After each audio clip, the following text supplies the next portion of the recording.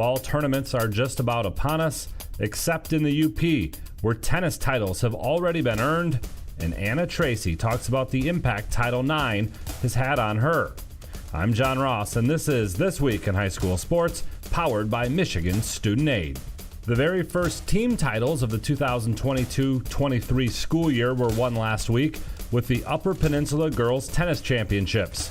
In Division I, Negaunee earned their 8th UP title in the last 10 years.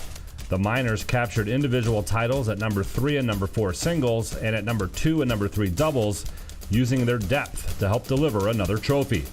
In Division II, Iron Mountain came out on top. The Mountaineers got victories in all 4 singles flights and at number 1 doubles. All 6 of those players are seniors.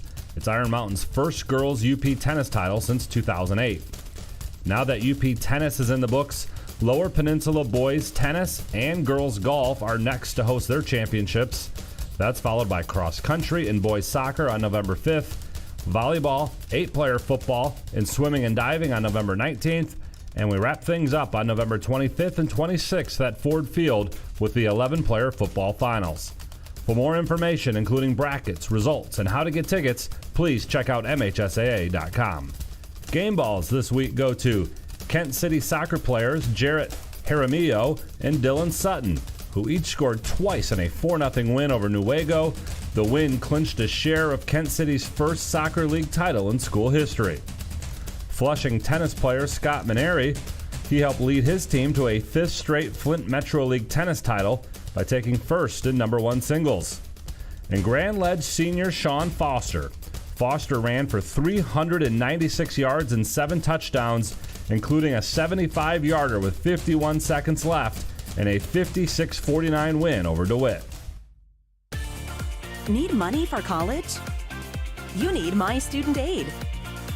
My Student Aid is the go-to resource that helps Michigan families find money to pay for college. Plus, they'll guide you through the financial aid process and answer any questions you have. For grants, scholarships, and more, connect with My Student Aid, helping make college affordable for everyone. Learn more at michigan.gov/MIStudentAid.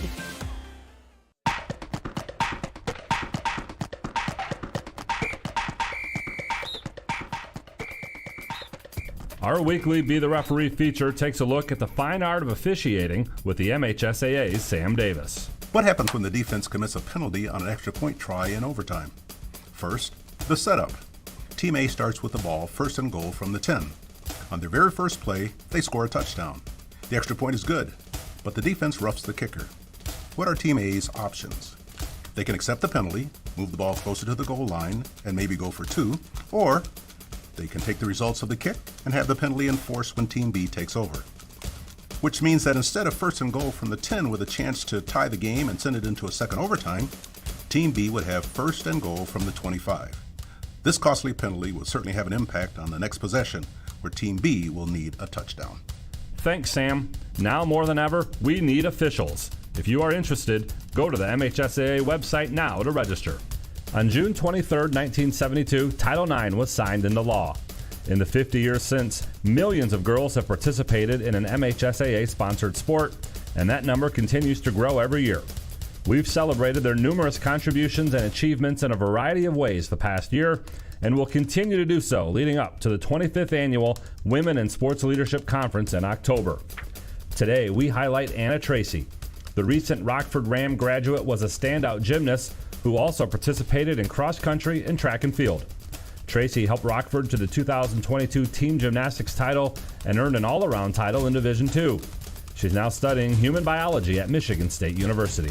Because sports has shaped me into the person I am today, a competitive, driven, and disciplined person. The lessons I've learned from competing are irreplaceable, and I just couldn't imagine who I'd be without sports present in my life. And the lessons I've learned and the characteristics I've developed have played a huge role in my daily life. For more information on the WISL conference or for previous Title IX at 50 spotlights, please check out MHSAA.com. You've been listening to This Week in High School Sports, powered by Michigan Student Aid, a production of the MHSAA Network. Thanks for joining us. I'm John Ross, and we'll see you next week.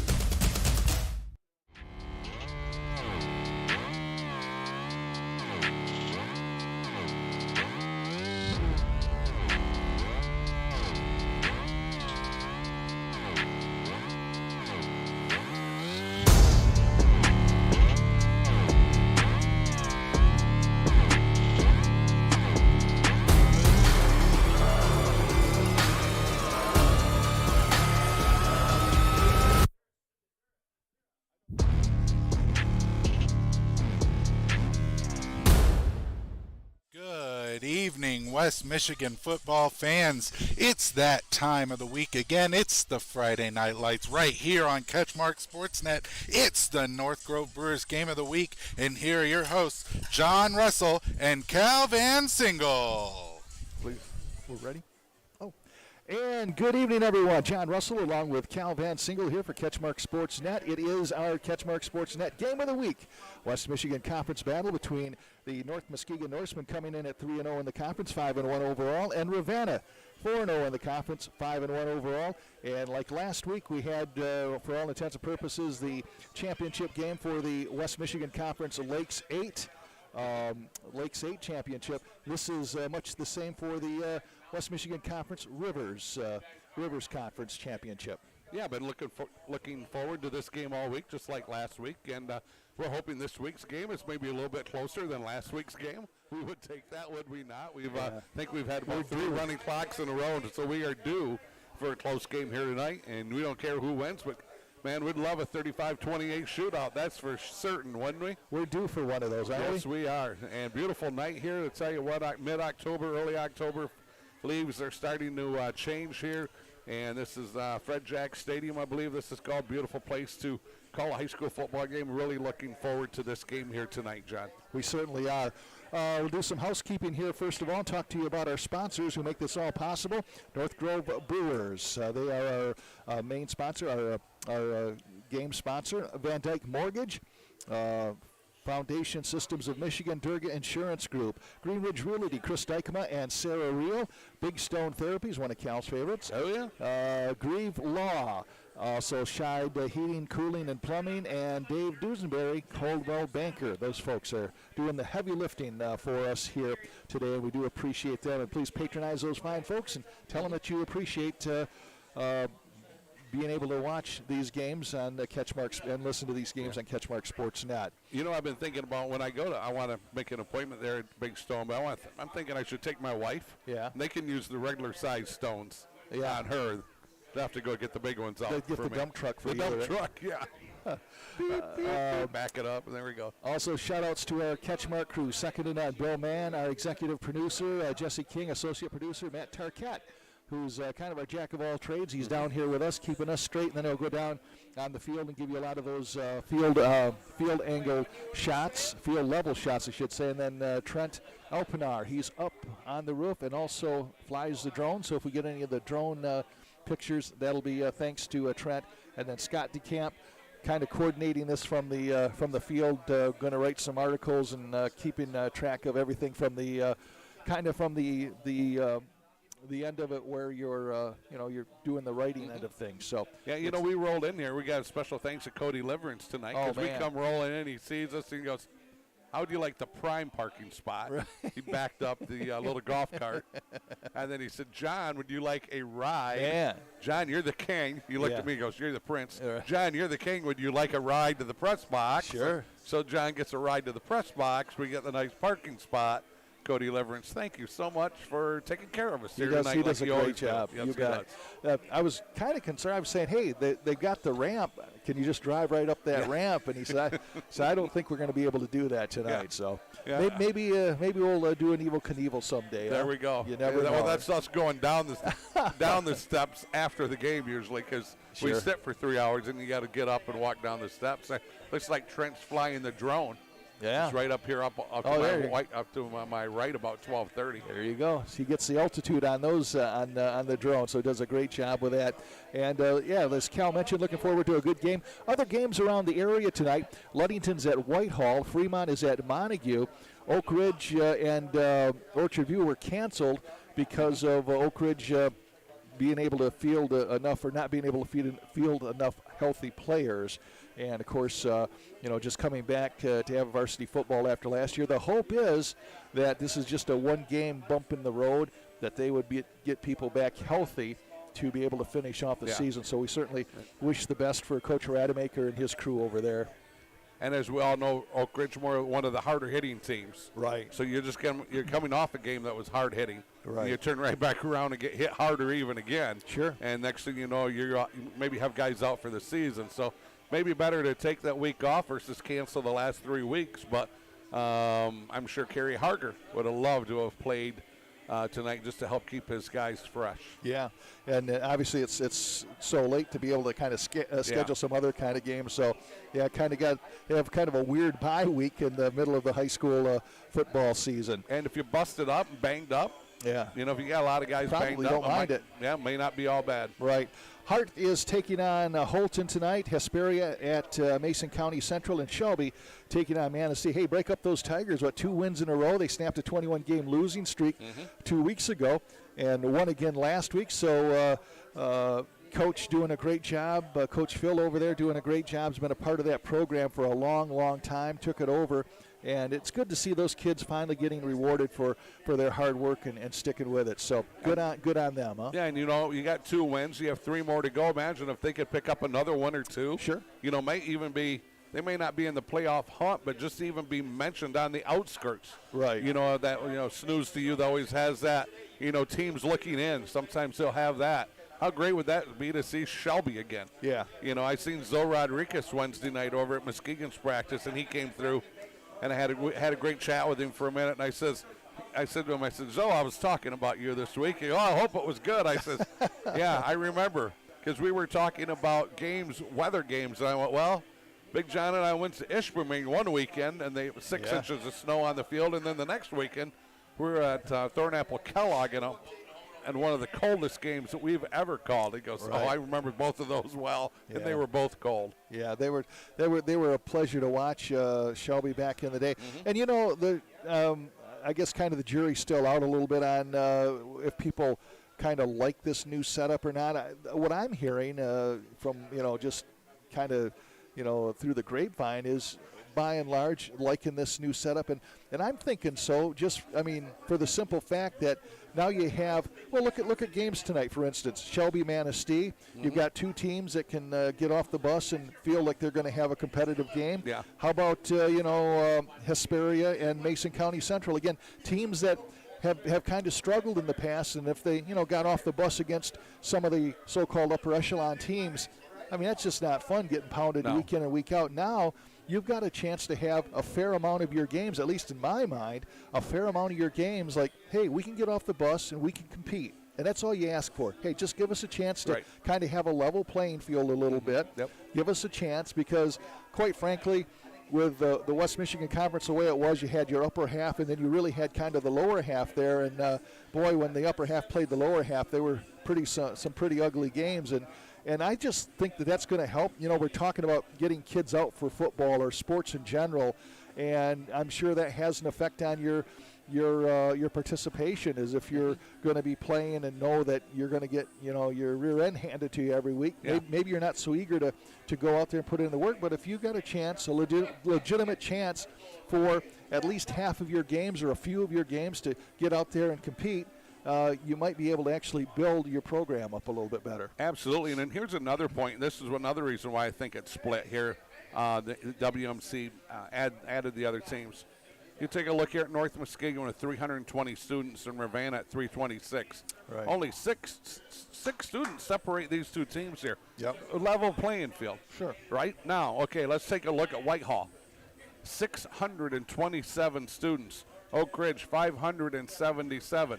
So you have North Muskegon at 320, Whitehall at 627. Right. Ravenna 326, Oak Ridge 577. Yeah. Huge difference there. Sure. Huge difference. And and you can just get that many more boys. There's another 90 or 100 more boys walking down the hallways. Yeah. And it makes levels, like you said, it levels that playing field as in many areas, but it really levels it in, what's the word I'm looking for school enrollment. Yeah. Yeah, you're gonna, a Whitehall's got 90 more boys to choose from. Right. Yeah. It's right. like, wow. That's not really fair at times. And the West. Go ahead. I'm sorry. But North Muskegon, as you all know, they've played with those bigger schools a lot of times for a lot of games. Usually by the end of the season, they were so busted up that if they caught the Whitehall or the Oak Ridge late, they couldn't maybe compete because they have their team was on crutches or in a sling. Sure. But if they caught them early, they could compete with them. Yeah, exactly. And I think it's all good from where it's going, and I think something definitely had to be done. So and like I said, time will tell. but I'm thinking that this is definitely going to help those programs that have struggled, get some more kids in the program. And, the West Michigan Conference, we talked about this before, during our years in radio, we were able to do game of the weeks all over the place, like the Muskegons and the Mona Shores and things like that. And those schools didn't have trouble with school of choice. I mean, people were banging on the doors to come there. You get to the West Michigan Conference. Well, for one thing, I understand Oak Ridge doesn't play that game. They're not a school of choice school. They have not been. I don't know if they are now, but they have not been for years. Exactly. Yeah. But I was talking to, I don't know if it was Justin Ego or it was somebody from Ravenna. I don't think it was. I think it was one of his coaches. And he meant this in a good way. It wasn't a bad way at all, but he says, Ravenna is not necessarily going to be a destination.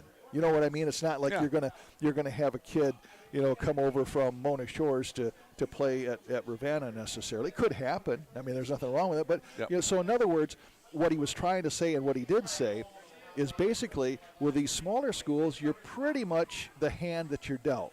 You've got, which I've always thought is amazing. When we talked about sustainability of programs last week with like an Oak Ridge going from Jack Sugars to Kerry Harger and having kind of that seamless transition.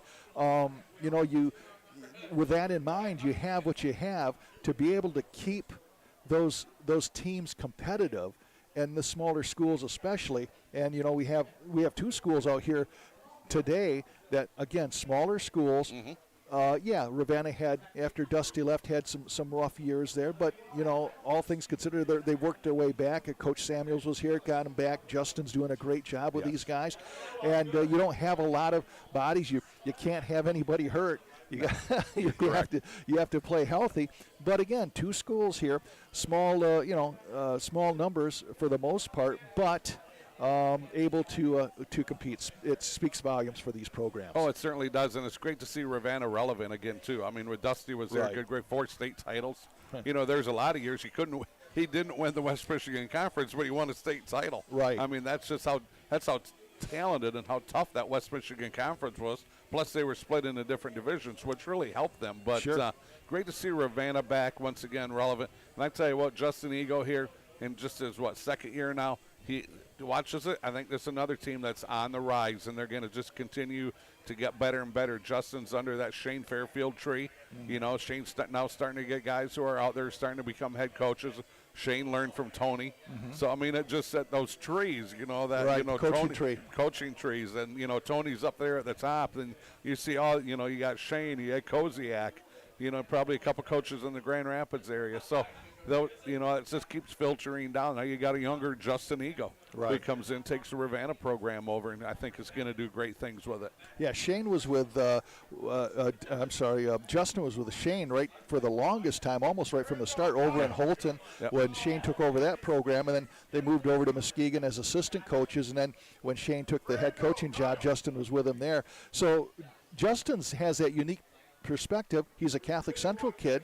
And they were a school that have literally been every place on the spectrum over the years. I mean, back when I was in school 100 years ago, Muskegon Catholic, I believe, was B and then sometimes double B, right? Yeah. So they have they've seen the enrollment kind of going down, but still have been competitive at any division that they have been in. So Justin has seen that. He's seen, he's had some opportunities with some smaller schools and certainly doesn't get much bigger than the Muskegon Big Reds, at least around here, in terms of folks that, where you've got a lot of that's one thing I asked him. I says, man, after you're doing a Muskegon Big Reds practice, he says, it's a little bit different doing a Ravenna practice. And he said, oh, yeah, I mean, and that's no small, I go back to what the late Mark Puff over in Newaygo. I was at one of his practices back when I first started broadcasting, and he had chairs set up. In other words, because you have, you have players going both ways. Yeah. So if it's offensive day, the chairs are lined up to represent the defensive guys. And so they're pretty much just obstacles. And one thing, and Mark he wasn't an uproarious, funny guy, but he had a dry sense of humor, right? Mm-hmm. And I was going to be a smarty, and I said, hey, Coach. He says, what? I said, do the chairs ever win? And he says, John, Unfortunately, sometimes the chairs win. but my point is, here you have Moni Shores, the Muskegons of the world, people like that. They can run full scout teams. I mean, you got live competition all the way through practice. Yeah. I mean, you gotta, when you get the smaller schools, you gotta be creative, for lack of a better word. And you can't hit at the volatility of like those. I was at practice the other night. Wow, they were, whoa. At Muskegon? Yeah. Yeah. I mean, there was some hitting going on. Right. You want to really see hitting, go there after they lose. Yeah. I mean, and I think the state only allows you like 30 minutes of taking you to the ground now. But, yeah, it's funny, you talk about that because I was at a Muskegon practice a couple years ago, and they run that veer. So here comes this kid out around the side, right? Around the end. And I stop in there every week and hang out, just to hang out with the coaches and see the kids. So it's like, all of a sudden, this kid comes out of nowhere, and one of their assistants was standing beside me on the sideline. And I was like, because I know better get in the middle of that fray. You're going to get crushed. Yeah. And I went, who the heck is that? And they go, oh, that's our third-string running back. And I went, that kid's a superstar on the 37 corridor. Sure. And he's a third string over here. Yeah. So the talent, so much more talent available just because, and another reason why, this is the size of the school. Yeah, exactly. 1,100 kids or so in the school, sure. or 900 and some, I think, at Muskegon. Let's talk about these teams here a little bit. North Muskegon Norsemen, as I said, they are their only loss was to Muskegon Catholic Central, and if you ask Larry Witham, that was kind of a disappointing loss because they were in that game all the way, and that is one where they still to this day feel that, play here and there, we would have won that game and been undefeated. But boy, they have rebounded and have done a fantastic job. As I said, they are 5-0 in the or 3-0 in the conference, 5-1 overall. But it starts on the offensive side of the ball anyhow with their sophomore quarterback, James Young. This guy is leading the area and throwing over 1,500 yards, 19 touchdowns, just 2 interceptions. And Larry Witham, even though Coach Witham has a sophomore quarterback in James Young, really trusts this young guy with a lot of this offense. I believe, if I remember right, Larry said something like he has 3 options, or they have their plays on their sleeves there, and he's got the full right to audibilize, to call a play. And boy, you talk about, there are some seniors that aren't given that kind of a liberty, and here's a sophomore that Larry Witham says, hey, I'm going to trust you, young man, until you show me that that you can. But that's a heck of a lot of trust for a young man. I'll tell you what, it certainly is. And if he says, okay, and here's the play, but there's 3 variations of it, you pick the one you want, and then let's go with it. And, exactly. And you're correct. Yeah. If you're gaining positive yards, he continues to do that. Right. You throw a pick or throw a pick 6. Yeah. Or all of a sudden you make 2 bad decisions in a row, and now it's 3rd and 20. Right. And maybe that option goes away. But I tell you what, the young man seems to be doing very well here so far. And I know he's got some talented receivers to throw to. He's got, we talk about the kid from Whitehall in Stratton has some targets. Yeah. But I'll tell you what, North Muskegon starts out with T.J. Byard. He's their leading receiver. Nearly 500 yards receiving this year, 8 touchdowns. Ben Myers, and then you got these guys that are all kind of lumped in with the mid 200s in Ben Myers, Alec Newville, and Carson Moat. That's a nightmare if your defense first of all, you got a quarterback that can sling the ball, and he can sling it to a number of targets, and then he's got Denny Belmonte, who's rushed for over 300 yards, 5.9 yards per carry to man the running game, 7 touchdowns. Belmonte can get out there for a pass as well. So a lot going on. Give me 5 good ones versus 1 superstar. Yeah. Because the superstar goes down, now you really got problems. Right. I was had breakfast this morning with Shane Fairfield, and we were talking about North Muskegon. I said, Larry Witham, I think, is doing a great job because he's bringing everybody in this offense. Everybody's getting an opportunity to touch the ball, and Young's just throwing it all over. He throws a nice ball. He does. This is a vaunted offense. They have so many weapons. And defensively, they've got. We were impressed. I remember how many times you called Sam Gallo's name. Yeah. He's leading them in tackles along with Kyle Huff. And if you look at the ratio of scoring to the points they're giving up, the North Muskegon Norsemen have scored 249 points, given up just 51. So it's not all just an offensive circus. I mean, this defense can come out and play some lockdown defense too. Yeah, you got Rudisell and you got Brady, Gallo, of course. Bartos is another one we call a lot. Newville. And then we got Ben Myers. There's another name. Larkin, Edwards. Belmonte plays some defense. Belmonte will play some defense. Huff. And Ripstra is also in there. And Belmonte, once again, a defensive back. So there's that starting 11 here on that defensive side for the Norsemen. And, yeah, they are, you always talk about the vaunted offense, but it's also you know what? The defense, more often than not, will win you a championship. They certainly will. Yeah. You're absolutely right. Meanwhile, on the Ravenna side of the ball, they come in here tonight at 4-0 in the conference, 5-1 overall. Their lone loss was, ironically, week number 1 to Beale City, and that was equally a heartbreaker, 22-21. So both of these teams had kind of that bitter taste of, boy, it's a game that maybe we could have had. And the story of that game was everybody cramping up. And I think it was Justin Ego told me at different times he looked out on the field, or one time he said, I had 3 players suffering through cramps. And again, it gets back to the numbers of the players and all that stuff. And, and you can't play with with everybody cramping up. But that's been their lone loss. So they kind of share that with North Muskegon, a disappointing first game that really had as much of a chance to win as lose the game. Oh, absolutely. They were right there. And I tell you what, they don't have a lot of players. They got adequate amount of players. They don't have a lot of players. They're not 3 deep at every position. And if you remember, that was a hot evening. Our first 4 games, kickoffs there in the high 70s, low 80s. Sure. That was really a warm evening. Plus, on top of that, you had a lot of humidity. Yeah. That was a very warm evening. Guys just aren't used to doing that for 48 minutes. And, yeah, you're going to have the cramping.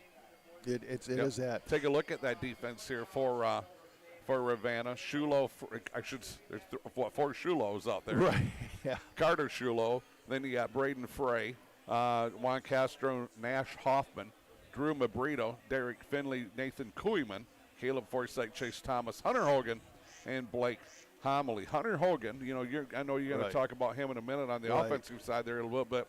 Here's Hunter Hogan. Plays on offense. Plays on defense. Plays on special teams.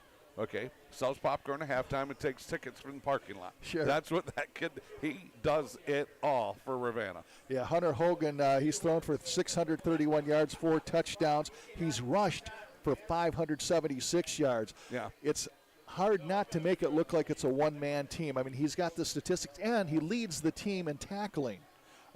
He's kind of that, ever since the Brady Rose phenomenon hit at Mona Shores a few years ago, kind of becomes, okay, who's kind of the Brady Rose around here? Well, certainly for Ravenna, it's a guy named Hunter Hogan. Yeah. They are not a one-man team, but I'll tell you what, having said that, he is so important to this team. He got dinged up here a couple of weeks ago, had to miss some plays, and they were a totally different team without him. So their thing is to put him in some bubble wrap and make sure that he stays healthy. Well, yeah, they don't need a linebacker from some of these more elite teams getting a good run on them. Right. And I have to add one on Blake Homily. Yes. Also starts on that defensive side for Ravenna. And Blake Homily has come in and has done a good job when Hunter Hogan isn't in there at quarterback for a various reason. I think he's like 5 for 5. So good on Blake Homily. 5 defensive guys will be returning next year. Five guys. Actually, 6 of the 11 are underclassmen here for Ravenna on the defensive end. Hogan, their leading rusher, and they've got some guys that can catch the ball too. Drew Mabrito is becoming more and more a part of this offense. He's always been a part of the defense, but he's getting more involved in the offense. He's happy. So they are coming on, Chase Thomas and Blake Homily, as you mentioned. So they are all very, very solid players here. Defensively, as I said, Hogan leading them in tackles, but you got Drew Mabrito and you got a guy named Derek Finley, who's also making some tackles as well. So, yeah, we're just moments away, I think, from the national anthem here. It is homecoming night in North Muskegon.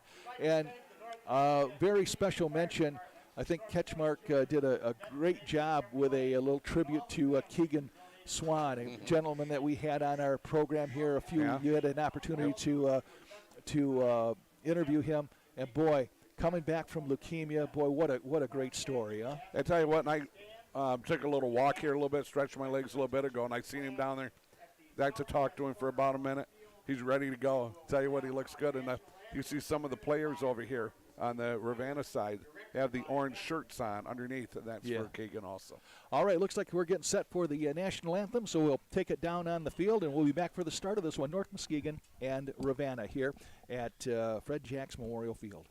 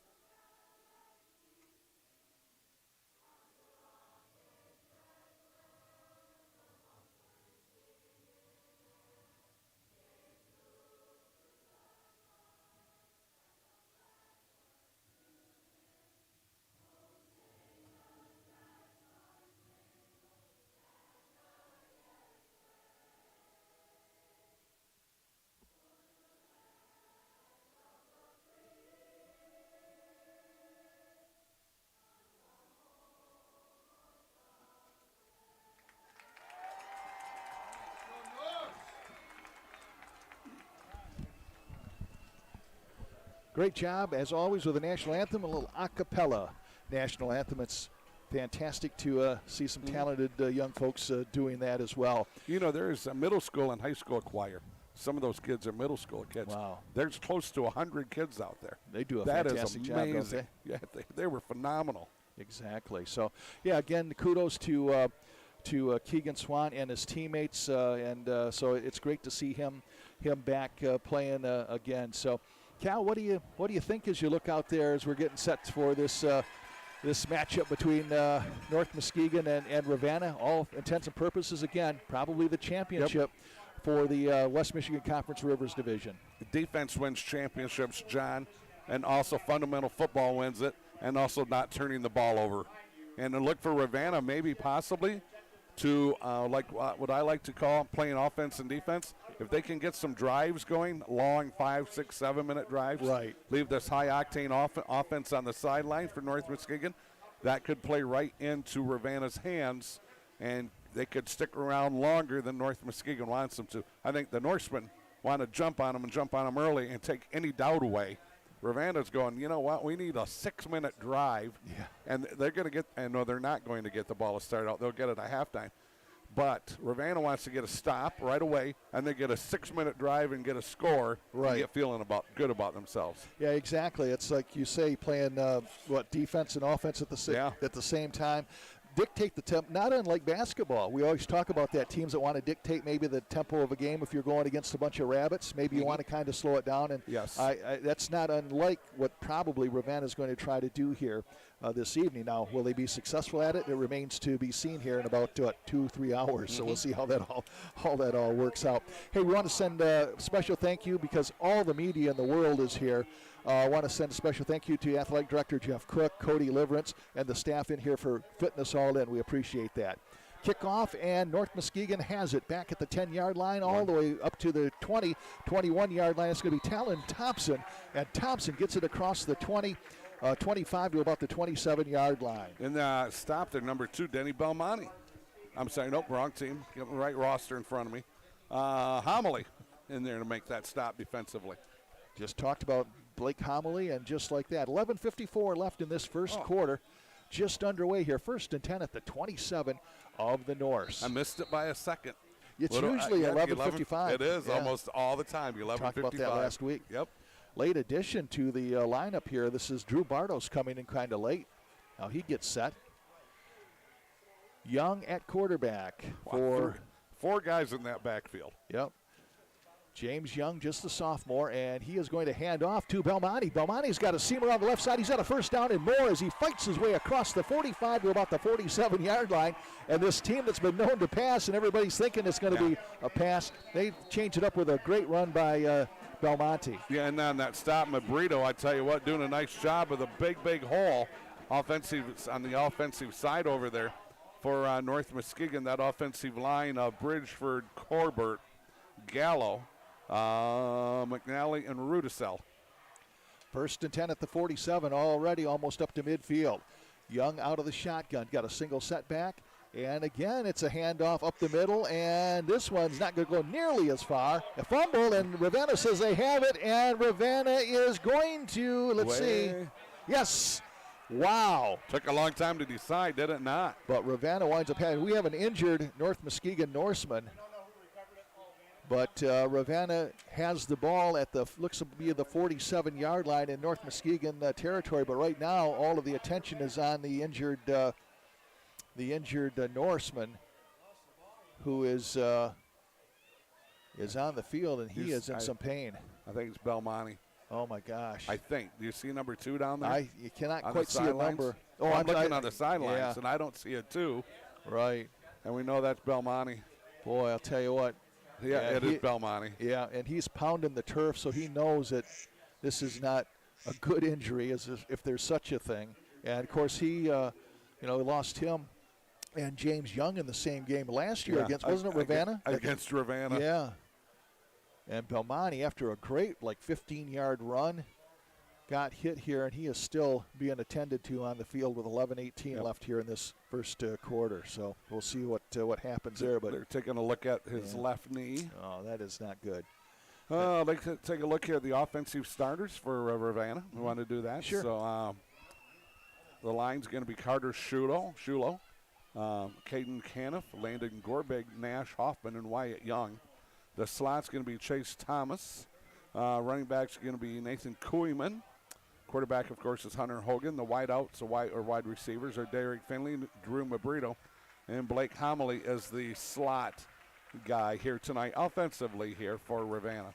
Well, I tell you what, Belmonte's coming off with the help of his coach and assistant coach, but you can tell he is hurting. He's trying to put some weight on it, but you can just tell by him shaking his head. I mean, especially he's been hurt before. He's a veteran.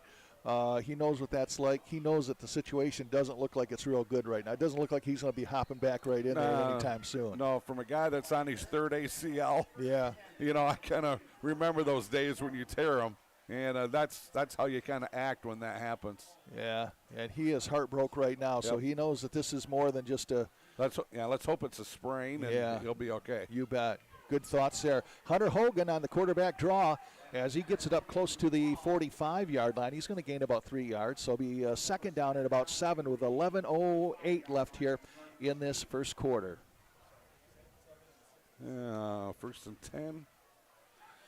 And the orange under the jerseys, as my partner mentioned, is, again, the guys' tribute to Keegan Swan, their teammate. His courageous battle of the leukemia has worked his way back into the field here. And, boy, that is just so good to see for a lot of good reasons. Got a score? All right. Got Hogan out of the shotgun. And Hogan is going to hand off up the middle, and he is popped. Wow, that was a violent hit. My goodness, number 4 leading the charge there. That's Kyle Hoff. Hoff, that linebacker, senior linebacker there. That was a serious collision, was it not? That was Drew Mabrito. Mabrito getting a lot more touches offensively here as of recent times, and he's happy about that, although he took a pop there. It's going to be 3rd down now and 4, ball at the 43-yard line of North Muskegon. Rick Hickman reports Reed City 8, Kent City nothing. The Reed City precinct has checked in. Yes. This is Hogan rolling to his right. Now he's going to run it, and Hogan's got a first down across the 40 to about the 37-yard line. Hunter Hogan, and they'll move the chains. Well, number 56 on the stop. Wait a minute. They don't have a 56. 50-something, I thought it was 56. Oh, Larkin, I guess. Okay. A.J. Larkin makes a stop. Oh, maybe he's got a different number. No, Larkin's 7. Yeah, I didn't think he was in on it, but I mean, maybe he's wearing a different number. Oh, that could be. And here's a handoff up the middle, and boy, second effort. That was that? Oh no, you know what? It was Hunter Hogan with the ball. So okay. I don't know if I thought he handed it off. He faked me out if he kept it himself, but Hogan winds up getting about 5 yards. Sam Gallowan on the stop, along with Lane Brady. Doing a nice job getting that tackle, wrapping them up, bringing them down. But once again, it's a second and about, 5.5 here from Fred Jack Stadium. 9:23 and counting first quarter. Turnover, fumble by North Muskegon right around midfield, and Ravenna trying to cash in on it. Out of the shotgun is Hogan. Hogan is going to hand off here to Mabrito, and Mabrito loses a ball. And let's see. It looks like Ravenna might have got back on it. I think he spun back around and got back on it. Yeah, it was Moat came away with it. Number 5, Moat came out of there with it. Oh, no, I had to. You mean Ravenna number 5. That would be Derek Finley. Yeah, my God. Yeah. So it would be Derek Finley. North Muskegon roster in front of me for defense. Right. My bad. It's going to be no problem. 3rd down and 2 now. So Ravenna breathes a sigh of relief there. Almost turned the ball right back over. 8:39 left here in this first quarter. Wide out here to the left side is number 20. That's Chase Thomas. Got a wide out to the right side. Man slot to the right side. Out of the shotgun is Hogan. Hogan is going to keep it. Now he reverses his field, goes to the right side. He has got a first down. He's at the 25, and then he runs out of bounds near the 20-yard line. So Hunter Hogan does a little Houdini act there. Yeah, Newville is the one over there forced to bring him down, but you are 100% correct. Houdini. Yeah. I tell you what, that kid is electric. Him and Stratton, there's going to be a lot of talk, a lot of discussion if there's a player of the year today, or this fall. Yeah. If there's a West Michigan Conference Player of the Year, because Huck's got to be involved in the conversation. He is that good of an athlete. And James Young probably going to be. James Young, Kyle Stratton. Yeah. Man in motion here to the left side. Hunter Hogan is going to hand off up the middle to Mabrito, and Mabrito dives his way across the 20 to about the 18-yard line. So nothing really fancy, but Ravenna getting the job done with hard-nosed football here. Yeah, he did get tripped up by number 7, Larkin. Okay, it is number 7 out there? Okay. Yep. Big old number 77 rolling in there, Garrett Galdine. Yeah, remember him from last time we were here. Mm-hmm. 2nd down and 7:54 left first quarter. Ravenna driving after getting a fumble right around midfield. Ball is at the 19-yard line. Hunter Hogan out of the shotgun. Hogan looking to his right, now rolling to his right, and he's got some time, but runs out of it, and then he just wisely runs out of bounds. Because there is a heat-seeking missile by the name of Brandon Ripstra coming down on him at about 100 miles an hour, and Hogan seen that, looked up, and I need no part of this. I broke my collarbone on the last time on a play similar like this against Ravenna. I don't need any more of this. And Hogan doing a nice job of sliding out of there. Yeah, credit the secondary for North Muskegon. They had all of the weapons covered there, so Hunter never felt comfortable throwing the ball, so he just takes. It's going to be 3rd down and 10. Loss on that play. Ball back at the 23-yard line. Hogan now is going to roll to his left. Hogan, now he's going to come back right, and now he's trapped back there, and he loses a ball, and it is picked up by number 3. That is Brandon Ripstra. Ripstra is going to be gone. I do believe he's down to the 20, down to the 15, down to the 5. Touchdown for Ripstra. And there's a flag right in front of us. Okay. I think it's going to be a sideline warning against North Muskegon. All right. And I'll tell you what, the Norse dodged a bullet because for Ravenna, Caleb Forsythe was wide open in the end zone, and Hogan couldn't see him because he was under duress. So that's going to be, ball was picked up at around the 23 and ran all the way back, so that's going to be, 67? Okay. 67-yard return. Is that, if I do my math right there? 23 and 67. No, it must be 77. And it is a sideline infraction against North Muskegon. You called it. Yep. So the touchdown will stay. And this is going to be Earn on the extra point. Solid kicker for North Muskegon out of the hold of number 4, Kyle Huff. Can you give me a time at your convenience? Sure, 7:20. Thank you. Kick is up, and it is good. So 7:20 left in this first quarter, and it's been a battle of turnovers here. North Muskegon turns the ball over right around midfield, and Ravenna drives all the way down to the 23 of North Muskegon before they turn it over, and they're able to cash in on the fumble return by Brandon Ripstra.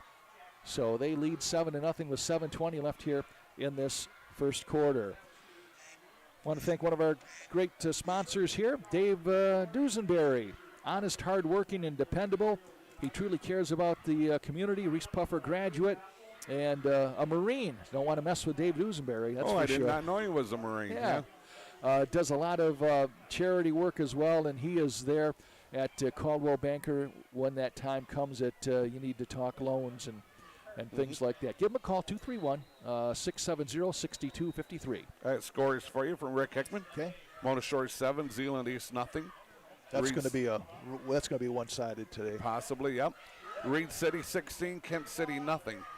Kent City has had a very easy schedule through the first 5 weeks, so they're going to get in some of the teeth of it now. Yeah. They got Reed City, and they might find out what football's like tonight. Sure. Did you have another one you said, or that was it? That was it. I had one, but then I noticed that was the first Reed City score. All right. Belmonte's still on the sideline there, so. Last I seen him, he's got his his knee wrapped in ice. Yeah. Boy, coach is coming over to him, wishing him the best, and your heart's just got to go out for that senior. You hope above hope that it isn't season ending for him, as he had to set out a good portion of last year. Here's a kick by Ernest, going to go out of bounds. So Ravenna should have decent field position here with 7:20 left in this first quarter. And North Muskegon leading this one 7-0. Reed City now 22-0 over Kent City. 6:49 left in the first.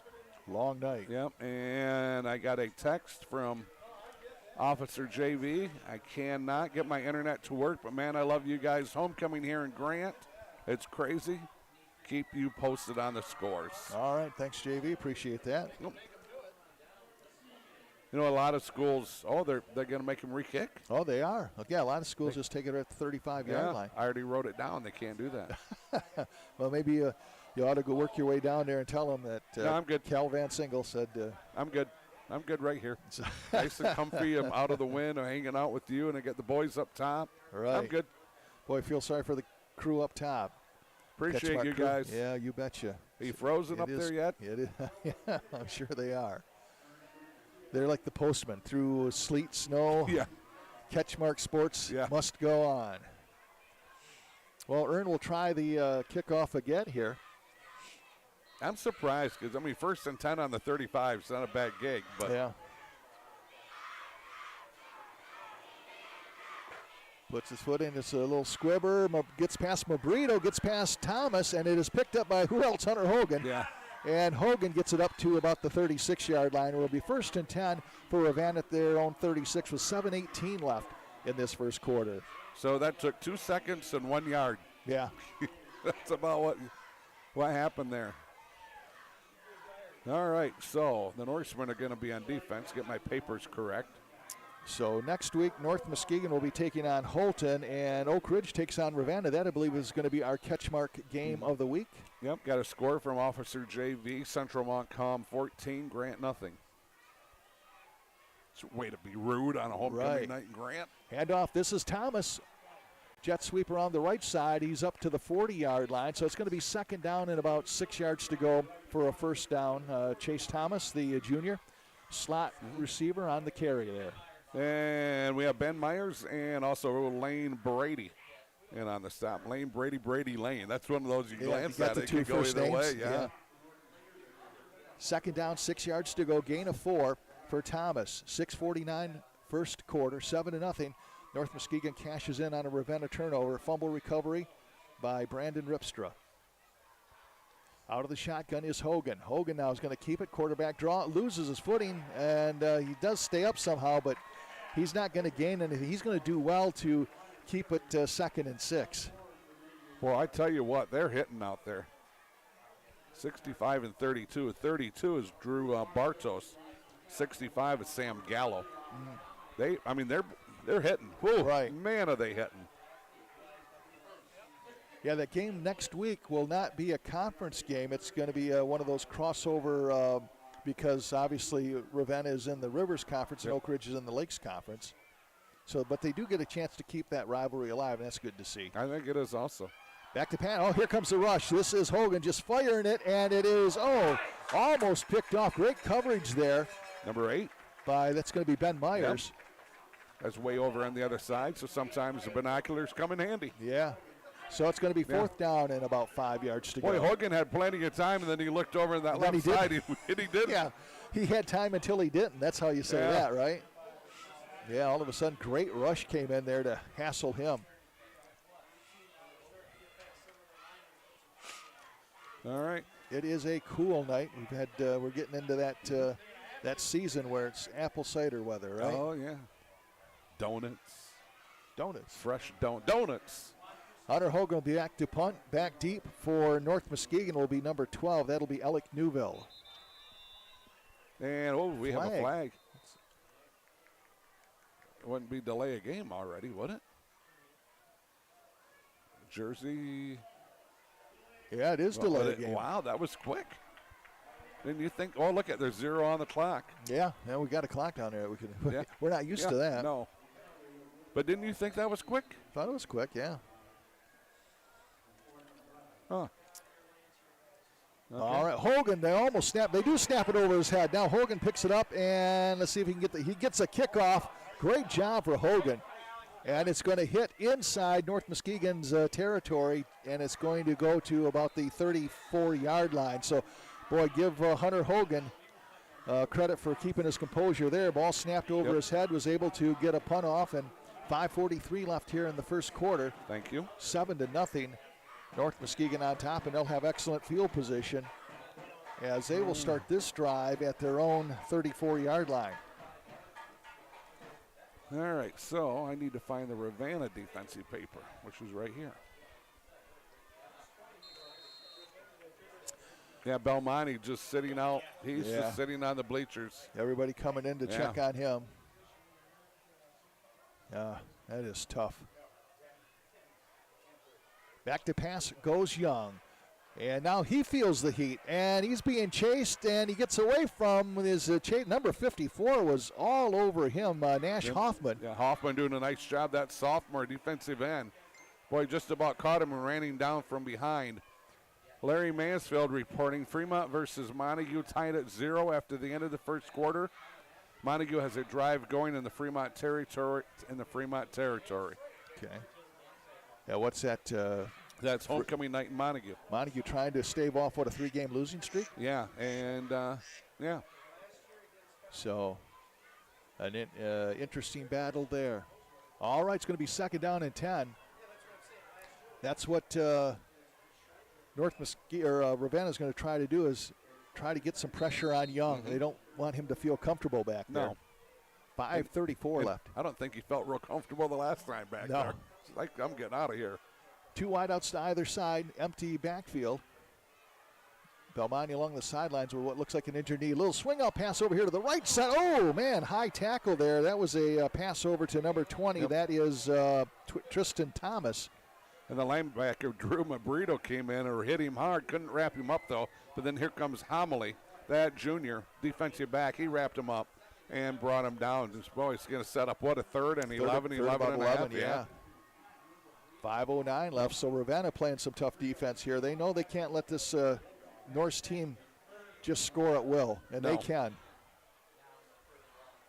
Wide out here to the right side, that's Moat, Carson Moat, wide out left side. And a receiver, actually they're going to have 2 wideouts to the left side, 1 in the slot to the left side. Now they have a single setback standing next to Young. Here comes the blitz.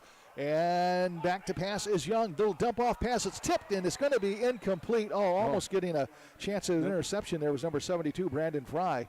Yeah, Braden Fry doing a nice job. He's a senior, and you're right. He had both hands on it, did he not? Just could not corral that one in. Otherwise, if he could have, my goodness, Ravenna would have had it 1st and 10 on about the 38 of North Muskegon if he could have made that catch. Credit Derek Finley there coming in blitzing from his linebacker position and really hassled for the 2nd time Young, and that is their MO. Ravenna is just to keep the rush on. 4:40 left here in this first quarter punting situation. Carson Moat will be punting for the Norse, and Ravenna has a great defensive stand there.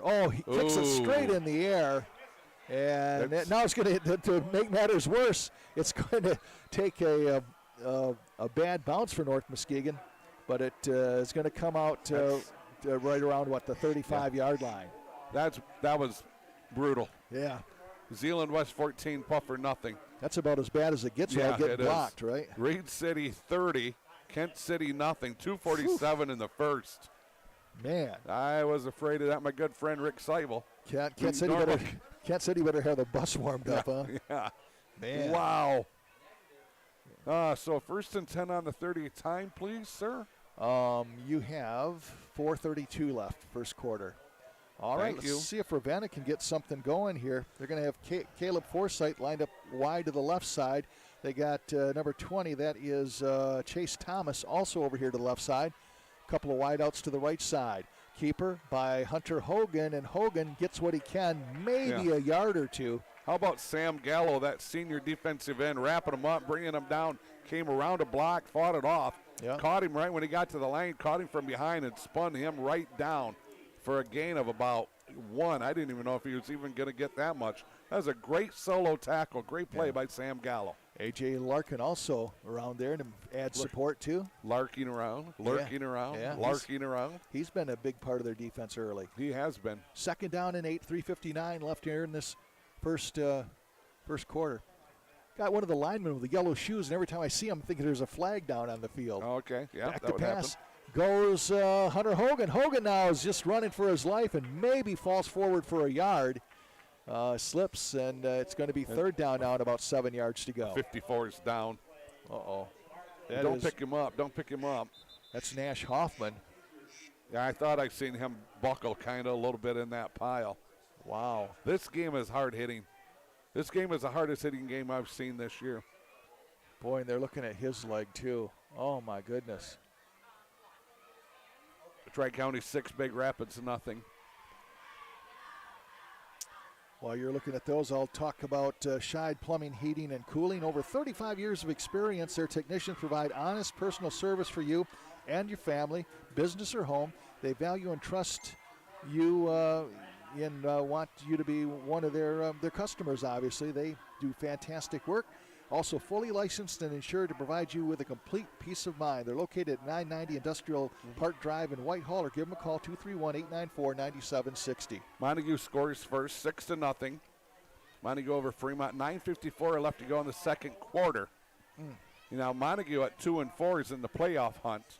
They win tonight, they're going to pick up all those bonus points. Right. Because Fremont's a Division IV school. Montague's sitting at Division VI. Yeah. So they're going to pick up a bunch of points. They're going to be right back in that right in the thick of it again for a playoff spot. Yeah, go figure the season that they've had so far, and still you're a win away from kind of righting the ship a little bit. Yeah, so once again, 54, Nash Hoffman, the sophomore. He is down and he's being not getting treated up anytime soon, and this looks like a leg or possibly a knee injury as well, as Belmonte went out, and Belmonte's got his big park on over here trying to lend as much support as he can. But, they're helping him off, and he is putting no weight on that leg. So another looks like serious injury in this game, as Nash Hoffman will try to get off the field here with the help of the staff. Wow. 30-0, 2:18 left in the first. Reed City. Rick Seibel finally texted me. Did he? Yeah, he probably just got sat down with his popcorn. Yeah. I think he went to text, and then Reed City scored again, so he got to start all over. He can't keep up with it. It's going to be 3rd down and 8 now. 3:34 left here as they're still trying to get Mr. Hoffman off the field. Wow. He's not a small man. That does not look good for them. He's a big kid. So it's becoming a battle of attrition here early. Big 3rd down play. Back to pass is Hogan. Fires it over the middle. It's going to be too far for his intended receiver, Thomas. Yep. And double coverage. Newell and looks like number 6, I believe that's Jakari Edwards. It was both in double coverage on Thomas. You think it's 4-down territory here, John? You know, it's going to be 4th down and 8. You almost are in that no man's land. It's kind of too far for a field goal and maybe too close to punt. I'm thinking you might go for it. I think they will. Yeah. It certainly looks like they're going to. As fast as although, Ravenna was able to hold him last time, but boy, I got to think every time you get off the field against a high-powered team like North Muskegon without any scoring, you feel like you've stole something, I think. That's correct. All right, they're going for it. 4th down and a long 7. Here's a shot in the corner of the end zone. Oh, just through the hands of Mabrito, and we have a flag. And that's going to be a defensive penalty. Where's Mabrito? Oh, he's going for the ball. Yeah. There's a flag down there. They had 2 guys in coverage down there. Thompson was down there and Huff was down there. You know what? Let's see, is there a conversation? Well, I'm wondering if they're trying to figure if it's offensive or defensive pass interference. Let's see. There were both some pushing and going on down there. Let's see. Now we're going to call sometime here. The official gets set. He voiced it, but he didn't signal it. Oh, here, maybe now. Pass interference. Yep. Against Ravenna, so it's offensive pass interference. So they take over then right there, correct? Yeah. Yep. Now, I had a feeling that might be. They were both kind of jostling there a little bit, so. That's a call you don't see a lot of in high school, though. Bro. Right. So, North Muskegon will have the ball 1st and 10 with 3:19 left in the first quarter. Ball is going to be at the, where is it at there? About the 28-yard line. Okay. I've been kind of fortunate so far. Almost all the action has been on the end that I can see. Where you can see, yeah. Other than the touchdown, everything's the last 30 yards of that touchdown run, right? Yeah, I haven't been able to. Giants got me in the corner again tonight. Yeah. Right where I belong. And this is Young on the rollout. Stops, feels some heat, and running. And as he goes down, it's going to be incomplete. The pass was intended for number 8 to Ben Myers, but he was covered by Mabrito and company. Yep.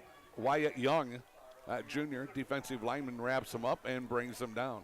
I'm impressed with the pressure that they're able to get on Young, and that's really a key for Ravenna. Mm-hmm. You're correct. If they can keep Young to keep from getting his feet set and get comfortable, get him thrown off a back foot or something, they got to cause havoc. Shores 14, Zeeland East nothing. Zeeland West 14, Puffer 6.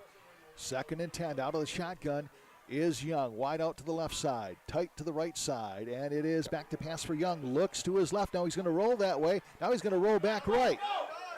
Fires it, and it is going to be incomplete.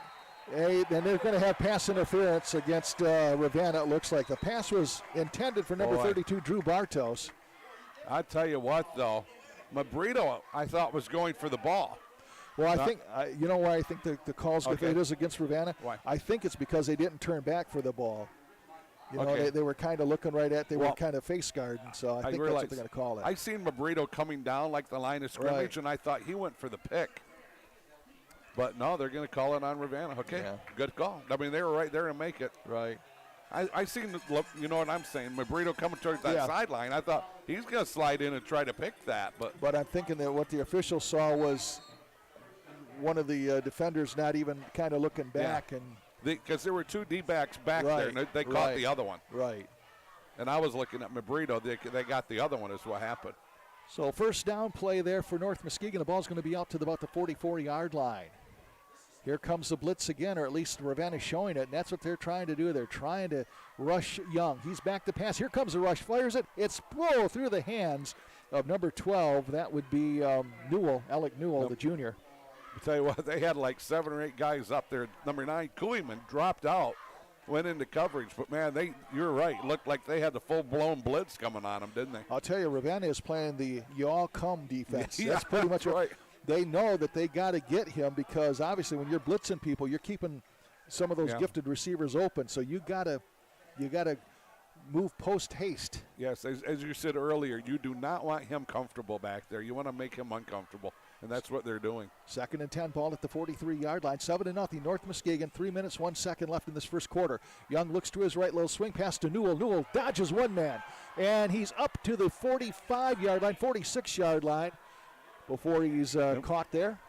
Wyatt Young makes the first one, and then Koeman also comes in. Koeman gave him a little extra there, and the officials did not see it, but I seen it with my binoculars.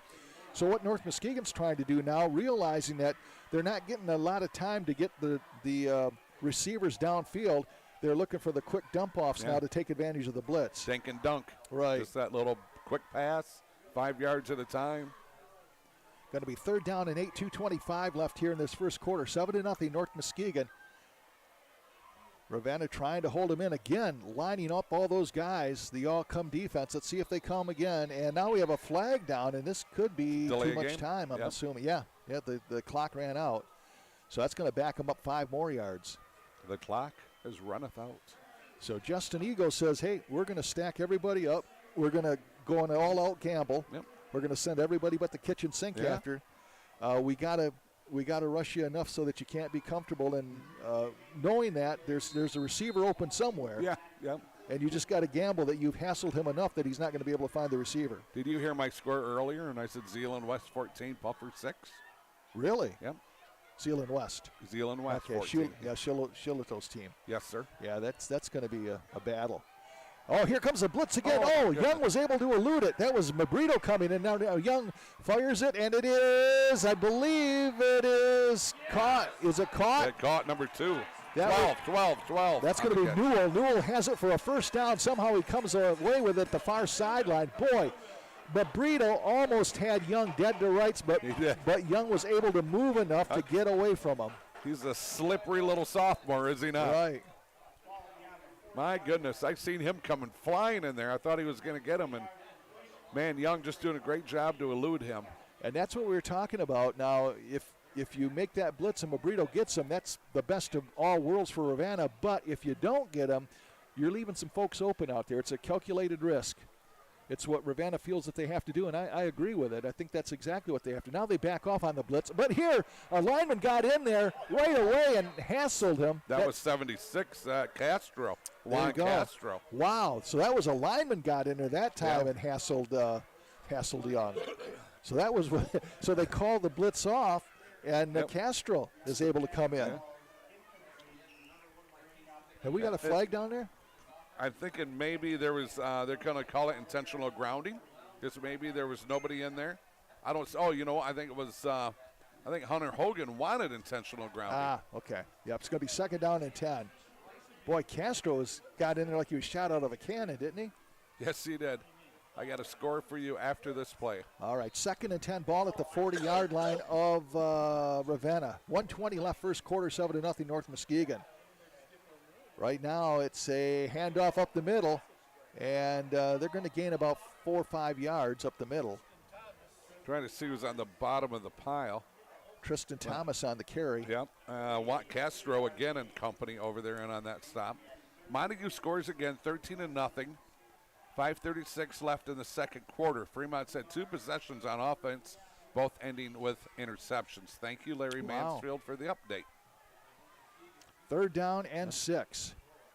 49 seconds left here. Big play, and now it looks like Ravenna dropping off the blitz here.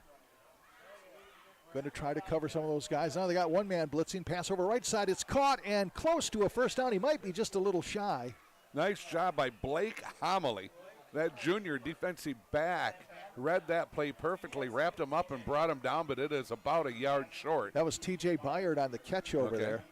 Boy, he's been pretty quiet, but he has. I'll tell you why, because that blitz has hassled Young that he's not been able to, Byard is usually a long route guy. Yep. I'm going to give you a weather thing after this play.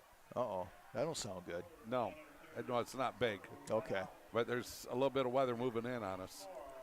Yeah, it looks like I've been watching those clouds, and I looked at those clouds, and I went, that might have a little rain in there. End of the first, maybe? No, it is the end of the first. So first quarter comes to an end.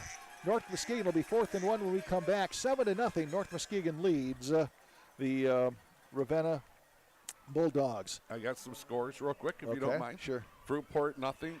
Fruitport and Grand Rapids West Catholic, no score. Okay. Montague 12, Fremont, nothing. Whitehall 14, Ludington, nothing. Go ahead, John. All right.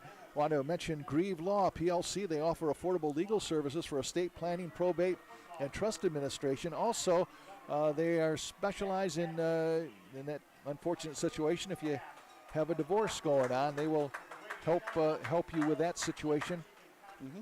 Kind of ease that trouble time as best as they can. Obviously, they're located right here in North Muskegon, 2320 Lake Avenue. Give them a call.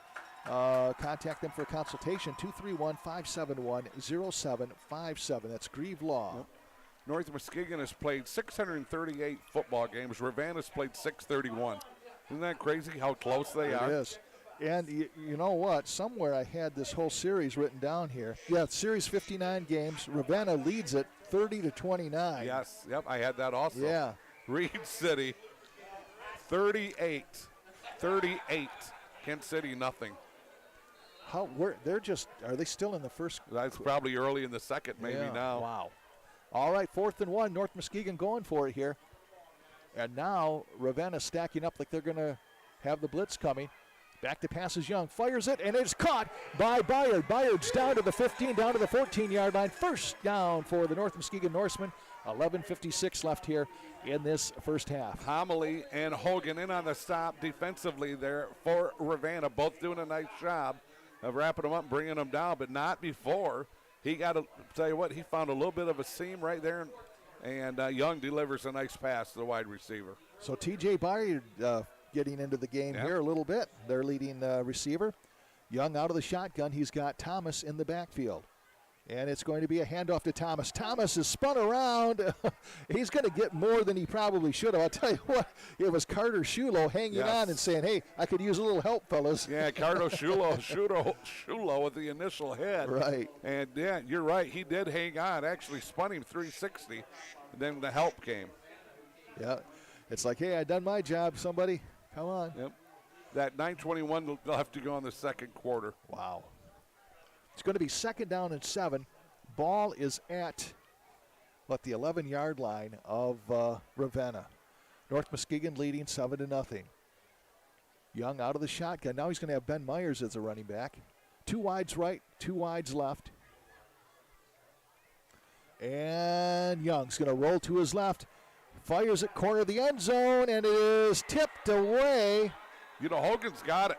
Oh, Hogan took it? Yeah, Hogan's got it in his hands. So that's going to be an interception by Hunter Hogan. Holy smokes. He had it in his hands way in that far corner. Right. All of a sudden I seen Hogan holding the ball. Wow. So the defense comes up big for the Ravenna Bulldogs there as North Muskegon was 11 yards away from scoring with 10:39 left here in this first half. How about the Bulldogs, huh? Bend, but don't break. Wow. Talk about making your adjustments, right? Yeah, doing what you got to do. So what was that, 11:08 you said? 10:39 left in this first half. All right. North Muskegon still leading 7-0, but the Bulldogs refusing to go away. Out of the shotgun is Hunter Hogan.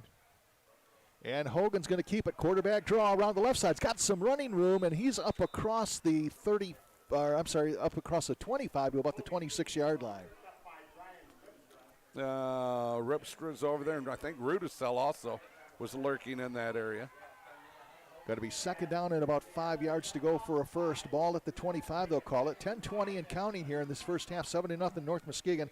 But Ravenna, a couple of big defensive stands there to kind of shut down that high-powered North Muskegon defense. Oh, go ahead. Or offense, sorry. This is Hunter. He's running now, trying to get what he can, and he might not even have the 5 yards anymore. No.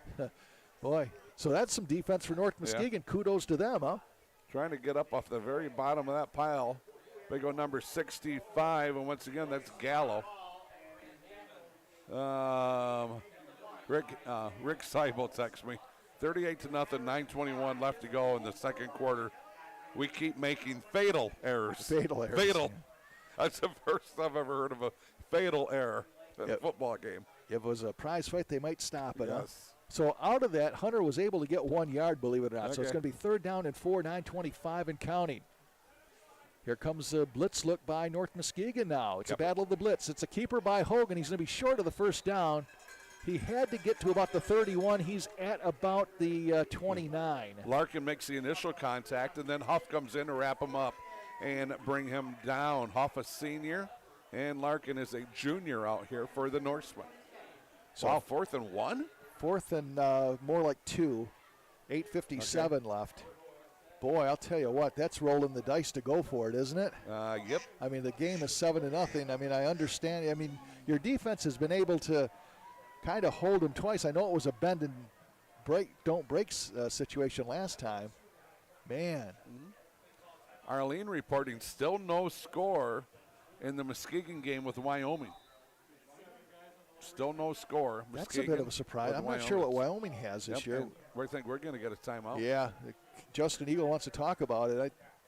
It's a key part of the ball game here. I know it's early, but 4th and 2. Boy, if you don't make this, it's a walk in the park for North Muskegon. You know, that's one of those. It's like if you go for it and make it, nobody's talking about it tomorrow. Sure. If you go for it and don't make it, everybody's talking about it tomorrow. What were you thinking, right? Yeah. Yep. We have some rain just off the shoreline here. Oh yeah. If you look at my radar, you can see it. Okay. Just some light sprinkles, nothing heavy, no lightning.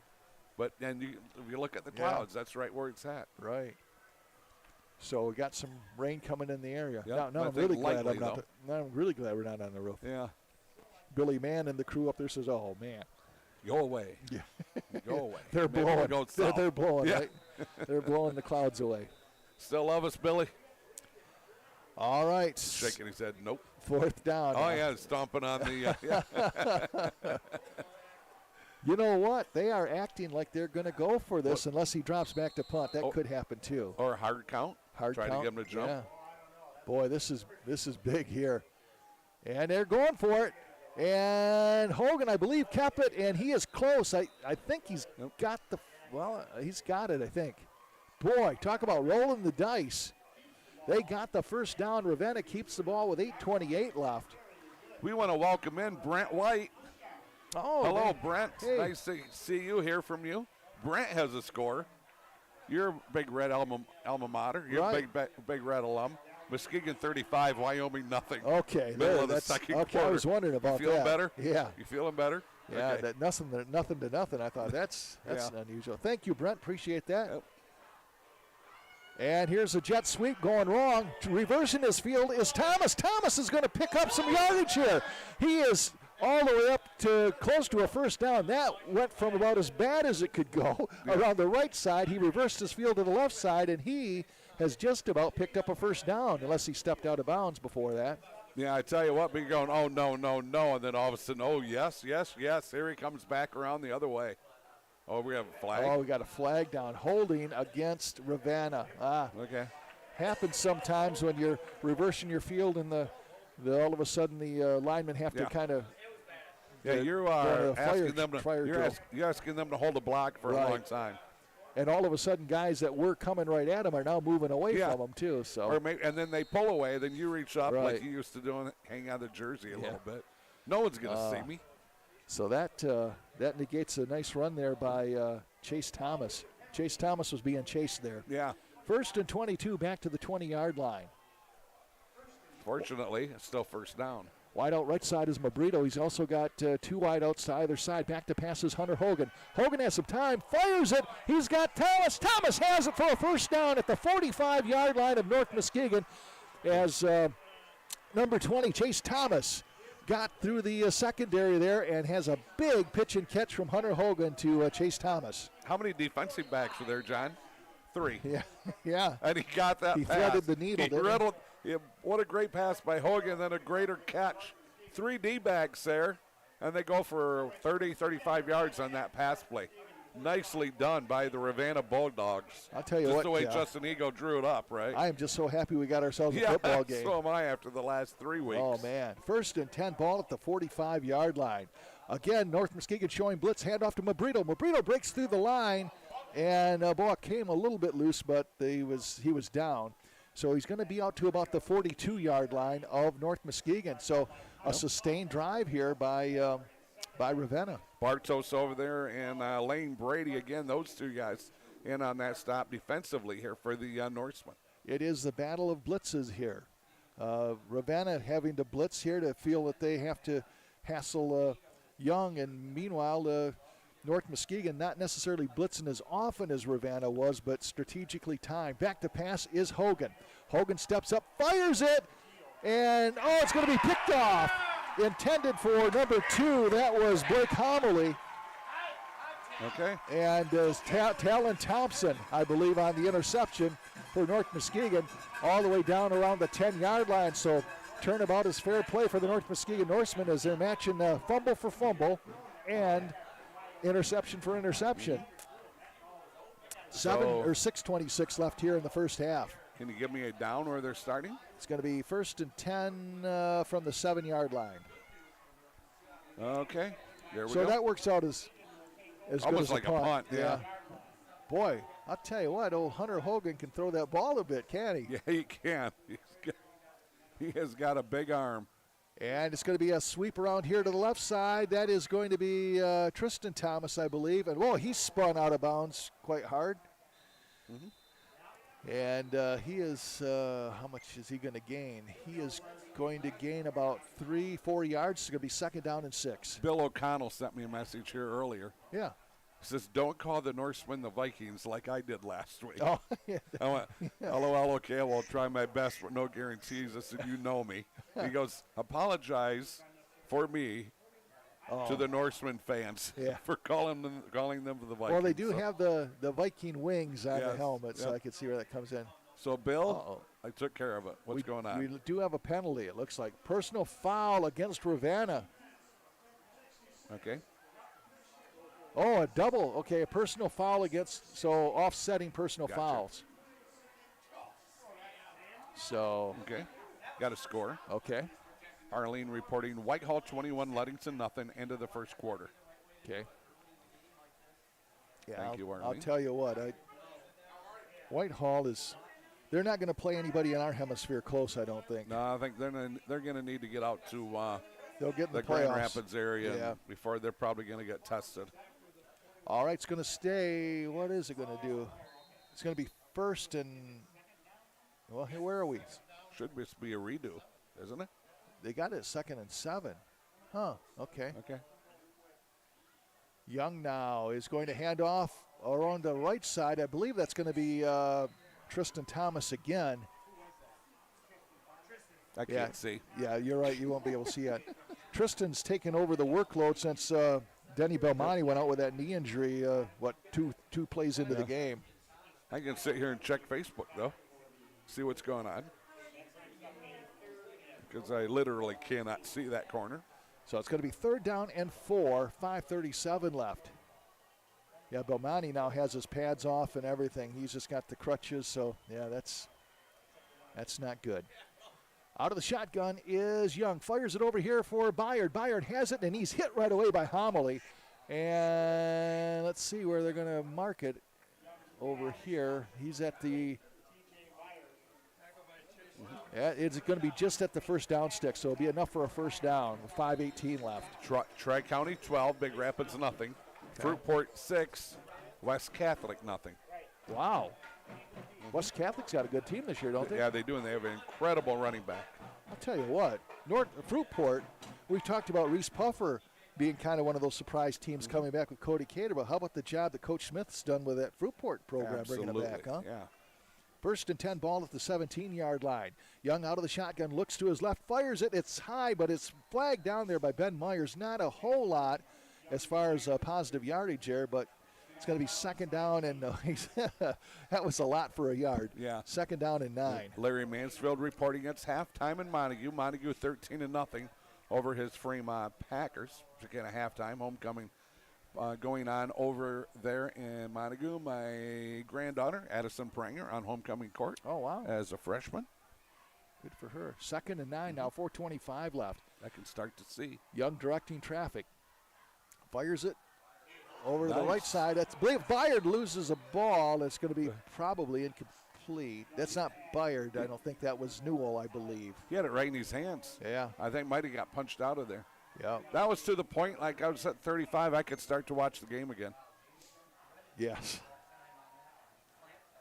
So it's going to be 3rd down and 9 yards to go. So again, another big time here for the Ravenna defense. 7-0. North Muskegon scored on a recovered fumble by Brandon Ripstra after Ravenna had driven all the way to the North Muskegon 23. Talk about turnaround, huh? Yes. 4:17 left. And now we're going to have a timeout called by North Muskegon, I believe. Yes. We want to welcome in Matt and Grant Parker. They're listening, watching and listening to the game from Indiana. Wow. Headed to the big game tomorrow. Go Blue. All right. So Matt, Good job. Grant, I tell you what, thank you so much for tuning in here to CatchMark Sports. We appreciate it. Have Bulldog, fun tomorrow. Yeah, your Stay Bulldogs safe. are hanging in there. Yes, they are.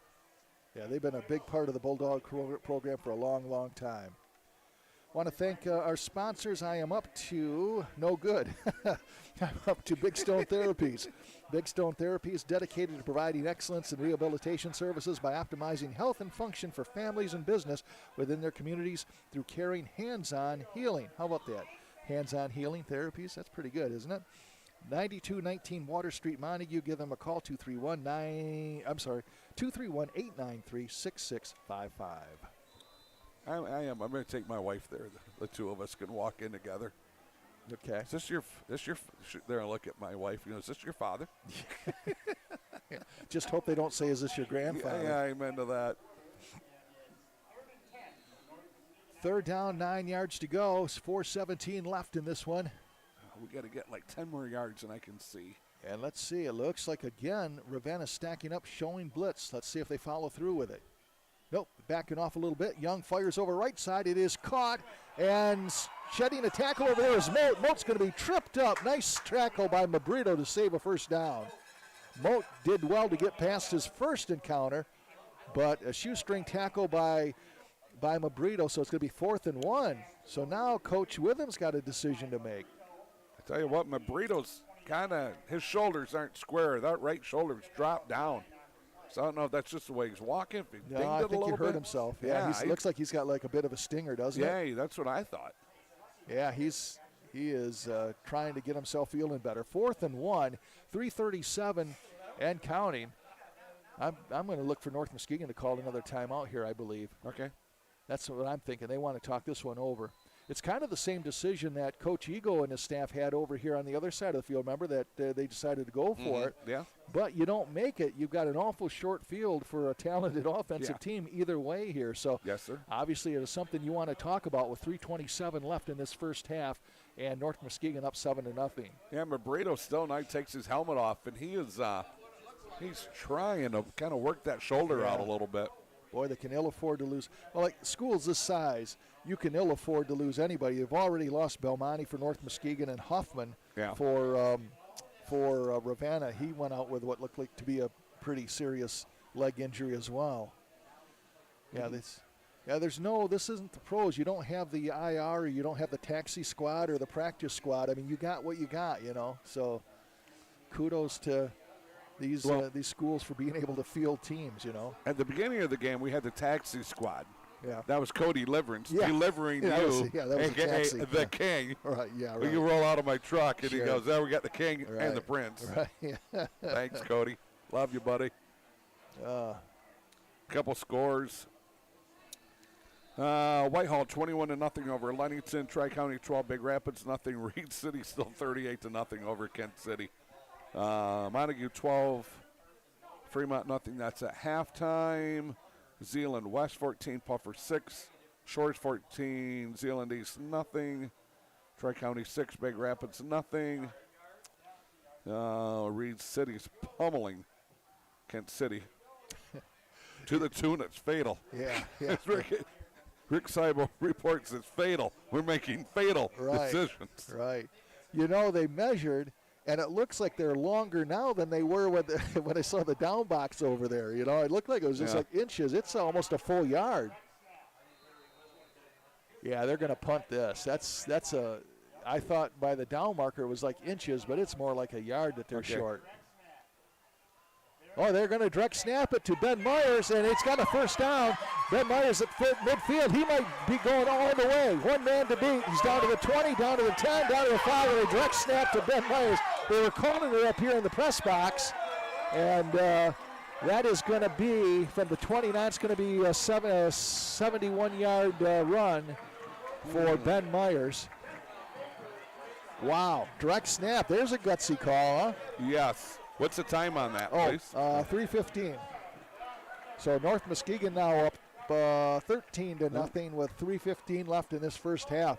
Direct snap to Ben Myers, and Myers races, 71, 70 from the 29, that's 71 yards. Do we have a flag? Do we? Holy cow, I didn't. Oh, yes, we do. Where? A flag back at the 30-yard line. Oh, way over on the side. That's why we couldn't see it. Yeah, okay. Illegal procedure. Oh, this is coming back. Illegal procedure against North Muskegon. Wow. So you can, might as well scribble that out there, Cal. Had it wrote down also neatly where I could read it. I did not see that flag. All of a sudden. Problem is now you wasted that play and you didn't get anything out of it. Yeah. And every team that you're going to play, even the playoffs, they're going to know you have that in your arsenal. Right.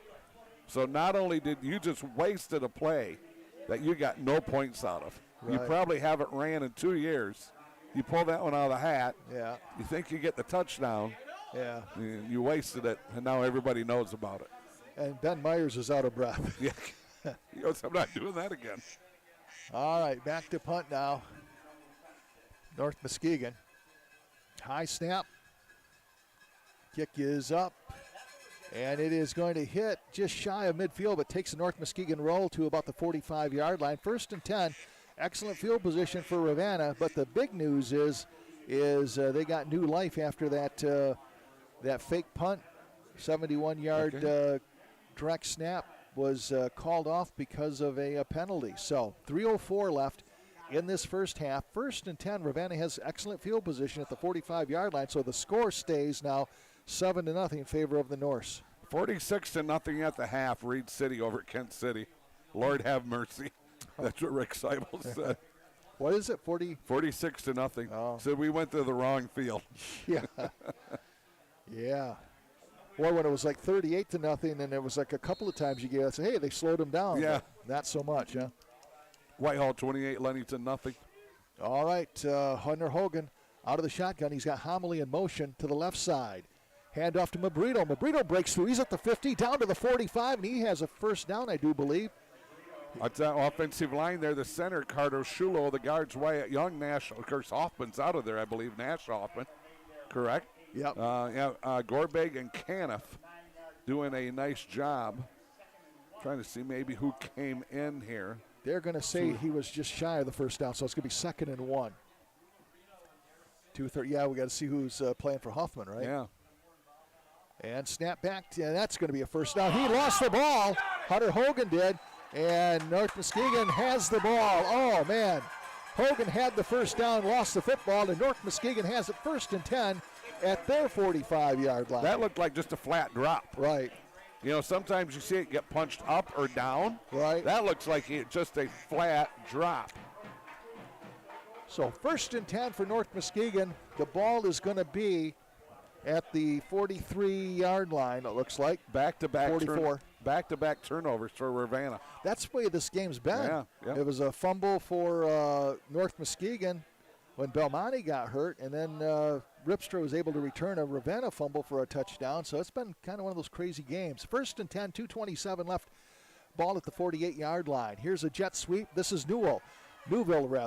Gets across the 45 to about the 46-yard line.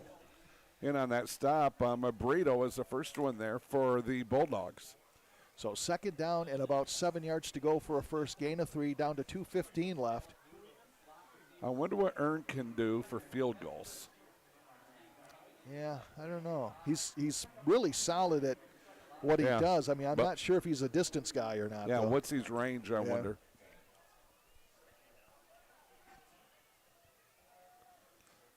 And now Moat coming out of the game.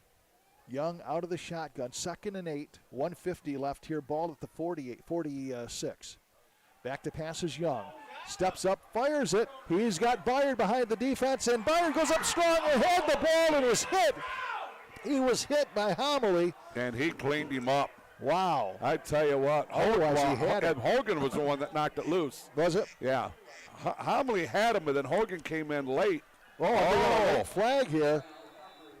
That's going to go on North Muskegon. Yeah, that was an official chirping. That was a bang-bang play, but I think that was right. I think Larry with him, and I don't think the flag's on Larry. I think it's on one of his assistants. I mean, that was a bang-bang play, and I think what they wanted was a personal foul on Hunter Hogan because he. But Byard had it originally, but a hard hit knocked the ball away. And the hard hit by Hogan is what knocked it away. Right. Officials talking it over now, and let's see what the White Hat has to say. Muskegon Catholic Central 35, Muskegon Heights nothing. Second quarter. Thank you, Arlene. College score, Rutgers 10, Nebraska nothing. So is that an unsportsmanlike against North Muskegon? Yeah. Oh, okay.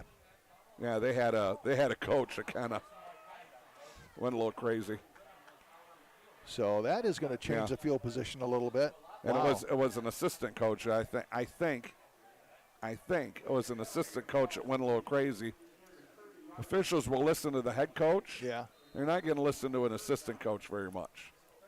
And then what did he say? Yeah.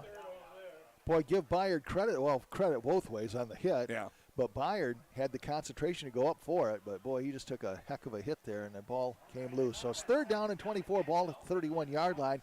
1:40 left in this first half.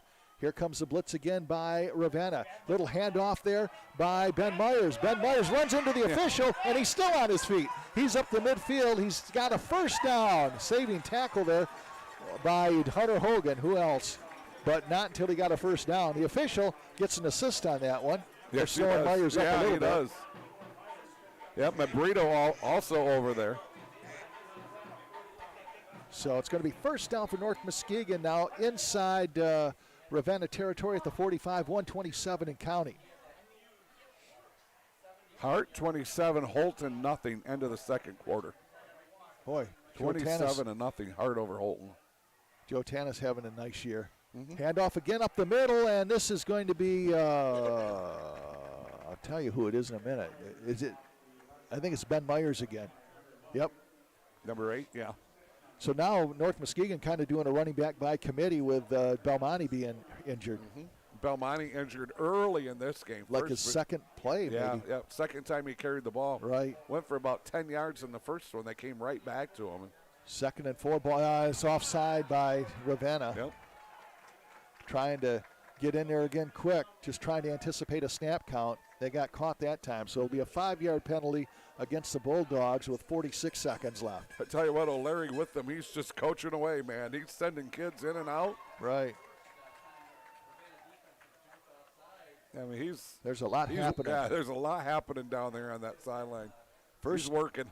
1st and 10, ball at the 34-yard line. We're down to 40 seconds left. North Muskegon does have 1 timeout remaining. Ravenna with 2. Right now, Ravenna's not thinking about timeouts. Back to pass is Young. Fires it in the corner, intended for Byard. Has it over his shoulder. And it's got to be a touchdown. It is.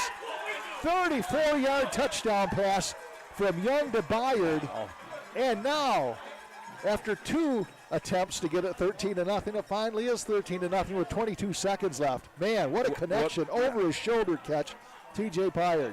It's a great pass, but that catch was just spectacular. It really was. I'll tell you what, you have a sophomore quarterback and a sophomore receiver. Is the future bright for North Muskegon? Yes.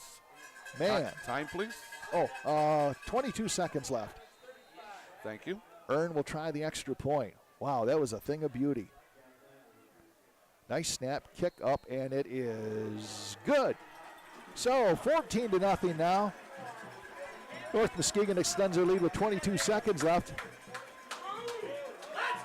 Over the shoulder catch by Byard, the sophomore, from the sophomore passer in Young. Wow. I think that drive took 2 minutes and 2 seconds. No, a little bit more than that. Started their drive at 2:27. They scored 2:22. Have to go. Officials are having a little powwow. Right. Down there amongst themselves. I'll tell you what, Byard, how about some courage for that young man? He just took a whale of a hit. Yeah. You know, I mean, he could wind up being, a little bit gun shy. But, man. And I'll tell you what, that offensive line, Bridgeford, Corbett, Gallo, McNally, and Rudisell doing a great job giving him some time to throw. Sure. And Young just delivers a perfect pass. And I mean, perfect pass and even more incredible catch. So 22 seconds left here in this first half. What an entertaining first half it's been. Like I said, we have not had a lot of these, Cal. We've had 3 games in a row of the running clock. Yeah, I was. Mason County Central 14, Hesperia in the second quarter. These games are a lot more fun when they're contested, I'll tell you that. That is correct. Your wife is crying because her alma mater's losing again. Yeah, it's been a long, hard climb for Hesperia, that's for sure. This is Hunter Hogan getting the ball back at the 30-yard line, and he is being chased back. Breaks the tackle somehow, and Hogan, I'll tell you what, he is out of bounds at about the 20-yard line. He went about 5 yards forward, about 10 yards backwards, and then 5 yards forward again. So 12 seconds left. Well, let's see if there's any magic left in for Ravenna here. 12 seconds left. It'll be 1st and 10 right around their 20. So 80 yards away. They have had with this possession 1, 2, 3, 4. This is their 6th possession. And they moved the ball at times, John. They just have not been able to punch it in yet. Right. Well, the first drive they had all the way down to the 23, and then catastrophe hit. Yeah, yep. A fumble, and Brandon Ripsta is able to run that back. It's like 77 yards, I believe it was. This is Hunter Hogan's just to be a quarterback keeper up the middle, and he is going to be stopped, and that will be likely the final play of the. Is that Hogan getting up slowly? Yep, Yes. but he's okay. Okay, man. Talk about a collective holding of the breath, huh? When he is down. So the first half is going to come to an end. North Muskegon up 14-0 here at Fred Jacks Memorial Field on a cool, let's say fall-like Friday evening. Yeah, got some updates for you. All right. Cal will give us some updates here, and then we'll do a scoring summary and talk about our sponsors here. Central Montcalm 40. Grant 14 at the half. Once again, Mason County Central 14, Hesperia nothing. Second quarter, Hart 20. Holton nothing. Muskegon Catholic Central 35, Heights nothing. Whitehall 21, Ludington nothing. Let me see. Go over to one of Rick Hickman. Tri-County 12, Big Rapids 6. Montague 13, Fremont nothing. Reed City 46, Kent City nothing at the half. I think I might have said this. Whitehall 28, Ludington nothing. Fruitport 6, West Catholic nothing. Last we heard Tri-County 12, Big Rapids nothing.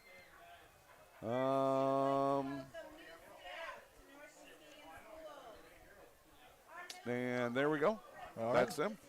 Want to send a shout out to our cool crew in more ways than one today. Got our crew up on top, the press box here. Bill Mann, our great producer, associate producer. We got Jesse King, got Matt Tarquette. Up also on top is Trent Alpinar with the long range shots. Scott DeCamp is on the field. And am I missing anybody? I think I got everybody. Yeah, Tark, you said? I said Tark. Yep. And Tark, Tark's Jesse, got drone duty, Bill. right? Or Trent, No, that's Trent. Trent fly the drone. Yeah, Okay. Trent's got drone duty. Drone duty. All right, the gang's all here. Again, want to thank our fine sponsors, and I guess Cal's looking through things here, and we'll get to our scoring summary in just a few moments. Green Ridge Realty. Yeah, old mouth doesn't want to work. Chris Dykema and Sarah Reel. Want to thank those fine folks, local real estate experts with a multitude of experience who have local roots and are community focused. They're located right in Whitehall, the heart of Whitehall, 323 East Colby Road, Whitehall. And you can give Sarah a call at 231-730-0934. Muskegon 35, Wyoming nothing. Well, so finally got Shane's got can breathe a sigh of relief a little bit. He's been having some rugged battles this year, hasn't he? Yeah, their team is loaded. I mean, they're still young. I mean, they're Right. mostly all sophomores and juniors, so they're still young. But I'll tell you what, man, they just take a while to get going. And when they get going, watch out because they are electric. It kind It of just takes them a while. Kind of remind me of that Big Reds team of about, 5, 6, 7 years ago that I always said if they could keep their opponent to just one, beating the opponent as opposed to themselves. Yep. And they still, I think, wound up going to Detroit to Ford Field even that year. And they had a whole year like that where they were always spotting opponents 20 points, and they would just have to be a track meet to get back into it. And they would pull more times than not, pull out a win. And they sometimes they don't seem to have enough adversity. They manufacture some, I think. So Somehow. that they do, it seems like. Just things sometimes there's a fumble and the ball just bounces the wrong way. Sure. Now, how about Matt Koziak and the job he's doing this year with the Sailors? My goodness. Well, I mean, since he's been there, huh? Talk about turning a program around. I remember when we were back in radio and we talked about it ad nauseum, unfortunately, but they were the last Muskegon area team to not make the postseason. And then Koziak, he starts a young quarterback by the name of Tyree Jackson, says, hey, we made a decision here. Does Tyree take his lumps but get some experience in the first year? And he did. But, boy, and that kind of started what has become a fantastic football program. I'll tell you how fantastic it was. When that young man was a freshman, there was about 6 of us in the press box. Yeah. Remember that? Yeah. Now you can't even get in the press box anymore. No. Yeah, there was plenty of room, plenty of elbow room back in the day. And now all of a sudden, they're going, the bandwagon gets kind of full when people start winning, don't it, Cal? Yeah, it does. Yeah. Where was everybody when it was you and I and 3 or 4 other guys? Yeah, that's right. We were there when? How's that? How's that? Yeah. Okay, Rick Hickman, Fruitport 12, West Catholic nothing, Whitehall 42, Ludington nothing. Big Rapids 13, Tri-County 12. Okay. 13, Big Rapids 13, Tri-County 12. Montague 13, Fremont nothing. That's at the half. Reed City 46 over Kent City. Zip at the half. Whitehall 28, Ludington nothing. I said that. Some of these scores just keep popping back up and coming around. Sure. Zeeland East, let me back up. Muskegon Mona Shores, just talking about them, 14, Zeeland East nothing. Gotcha. Zeeland West 14, Puffer 6. Those are from a little while ago. Don't have any updates. And that brings us up to date. Once again, I had from Brent White, 35-0 Muskegon. Rick Hickman's typing. So he must have, Brent must have I think he's listening to the game. We were trying to find it. Arlene couldn't find that score. So he's not along the sideline tonight then, No, huh? well, he's coaching college. Oh, okay. Kalamazoo College, I good believe. for him. Yeah. He's a good guy. I'm glad I to like see. Brent. He's a good man. Yeah. Yep. Well, you talk about being in a pressure cooker at Muskegon, huh? Yeah. Man, that's something that you better have your Alka-Seltzer. Yeah. your headache, your ice bag for your headaches and all that type of.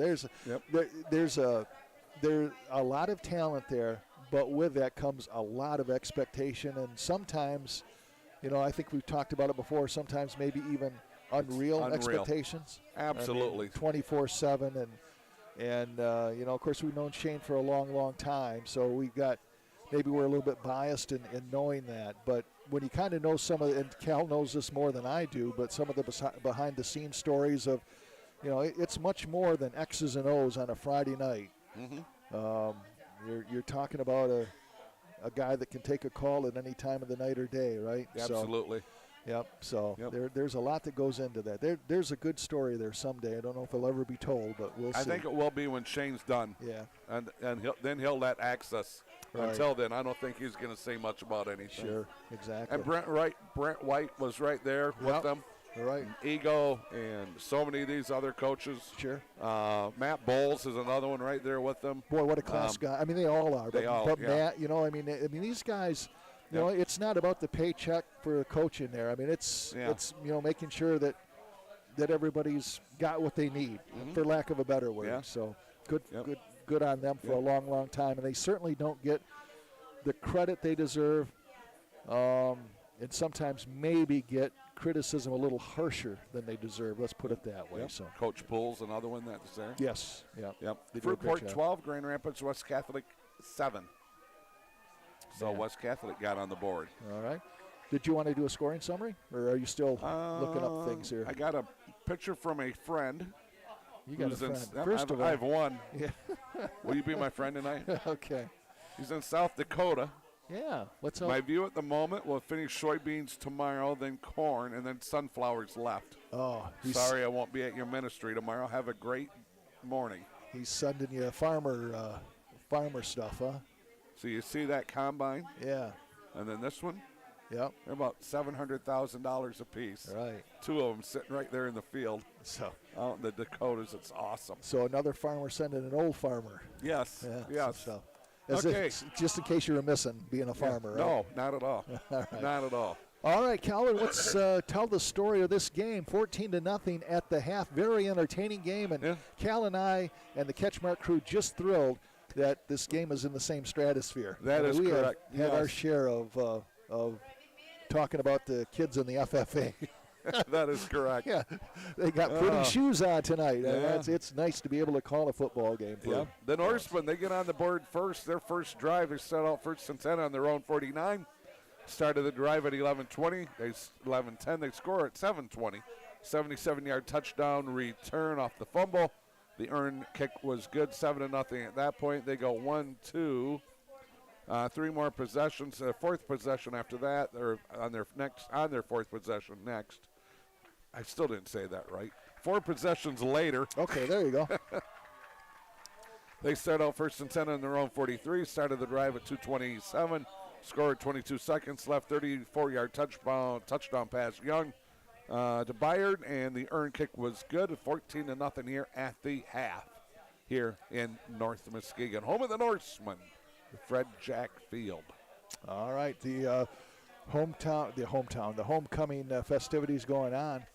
Mm-hmm. I wonder if the guys want us to take a break and maybe just watch this, and I don't know if we can pick up good audio on it or not. Yeah.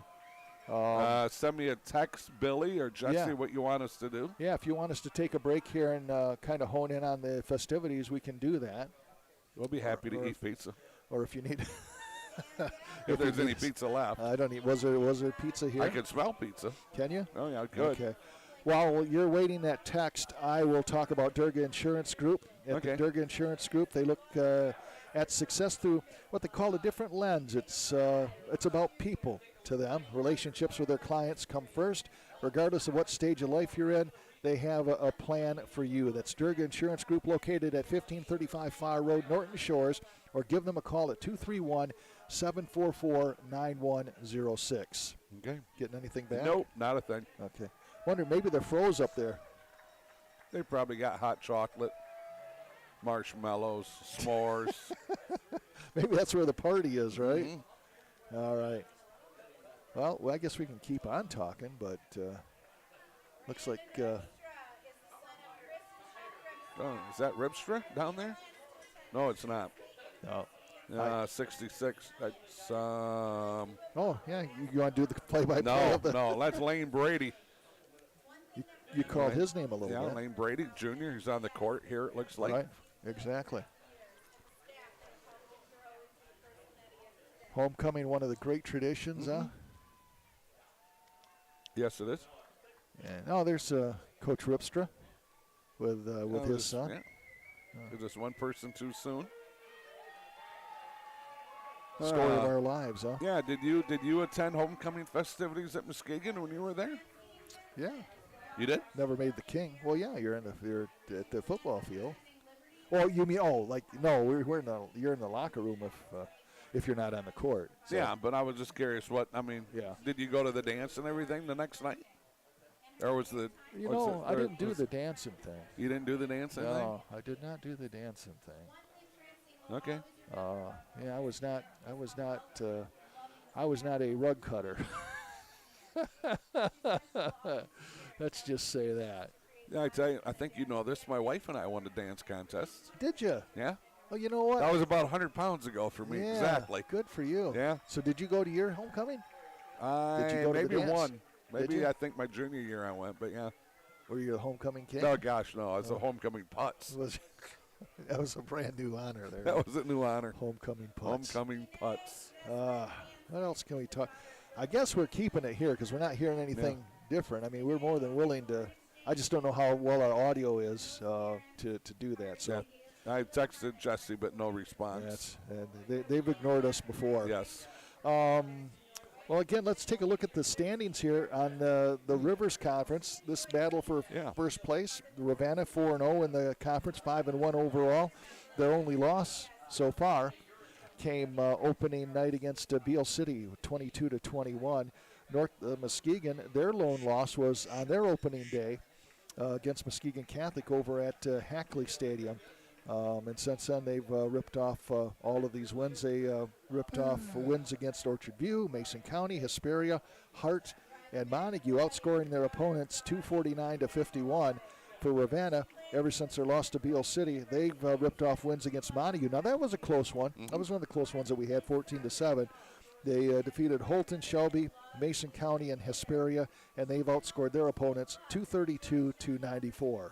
A friend who shall remain nameless said he definitely wasn't a dancer. That's good. I love it. Thank you for my friend who will remain nameless. Yeah, there you go. The North Muskegon, they played 638 games. They have 386 wins, 245 losses, 7 ties for a win percentage of .611.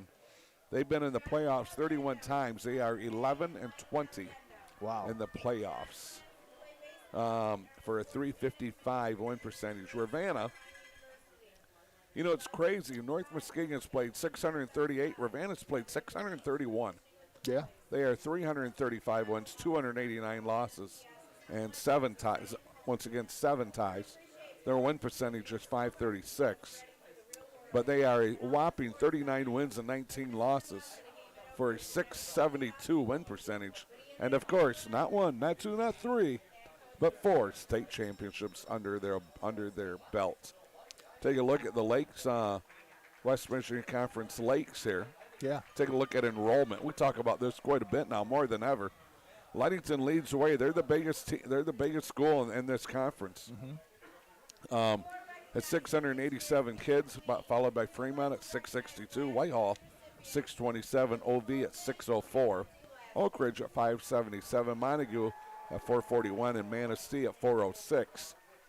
The Rivers Division, Hart's at 408.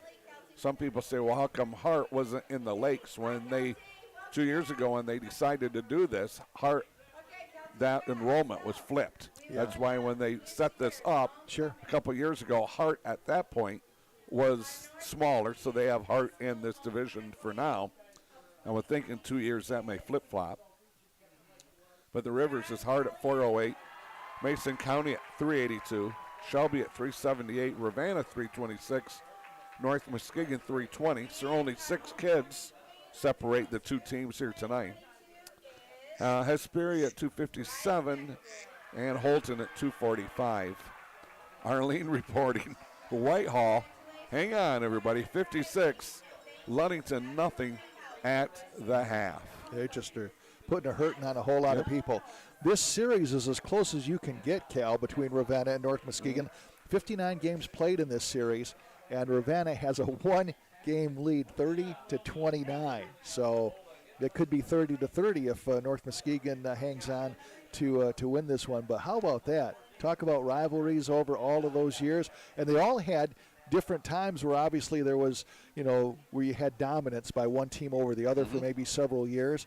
But in the end, it's kind of all evened out. And again, when you think about those great Ravenna teams, as you said, won those state championship teams, state championships.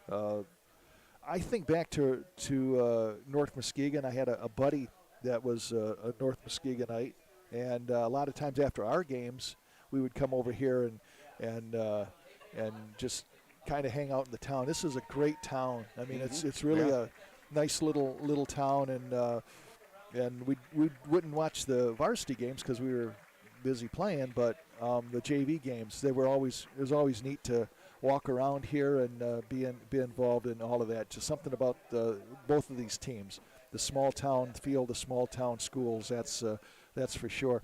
I've always said I want at some point, and this is done for you and I, hopefully a long time from now, I want to go watch a Cedarville-Pickford game.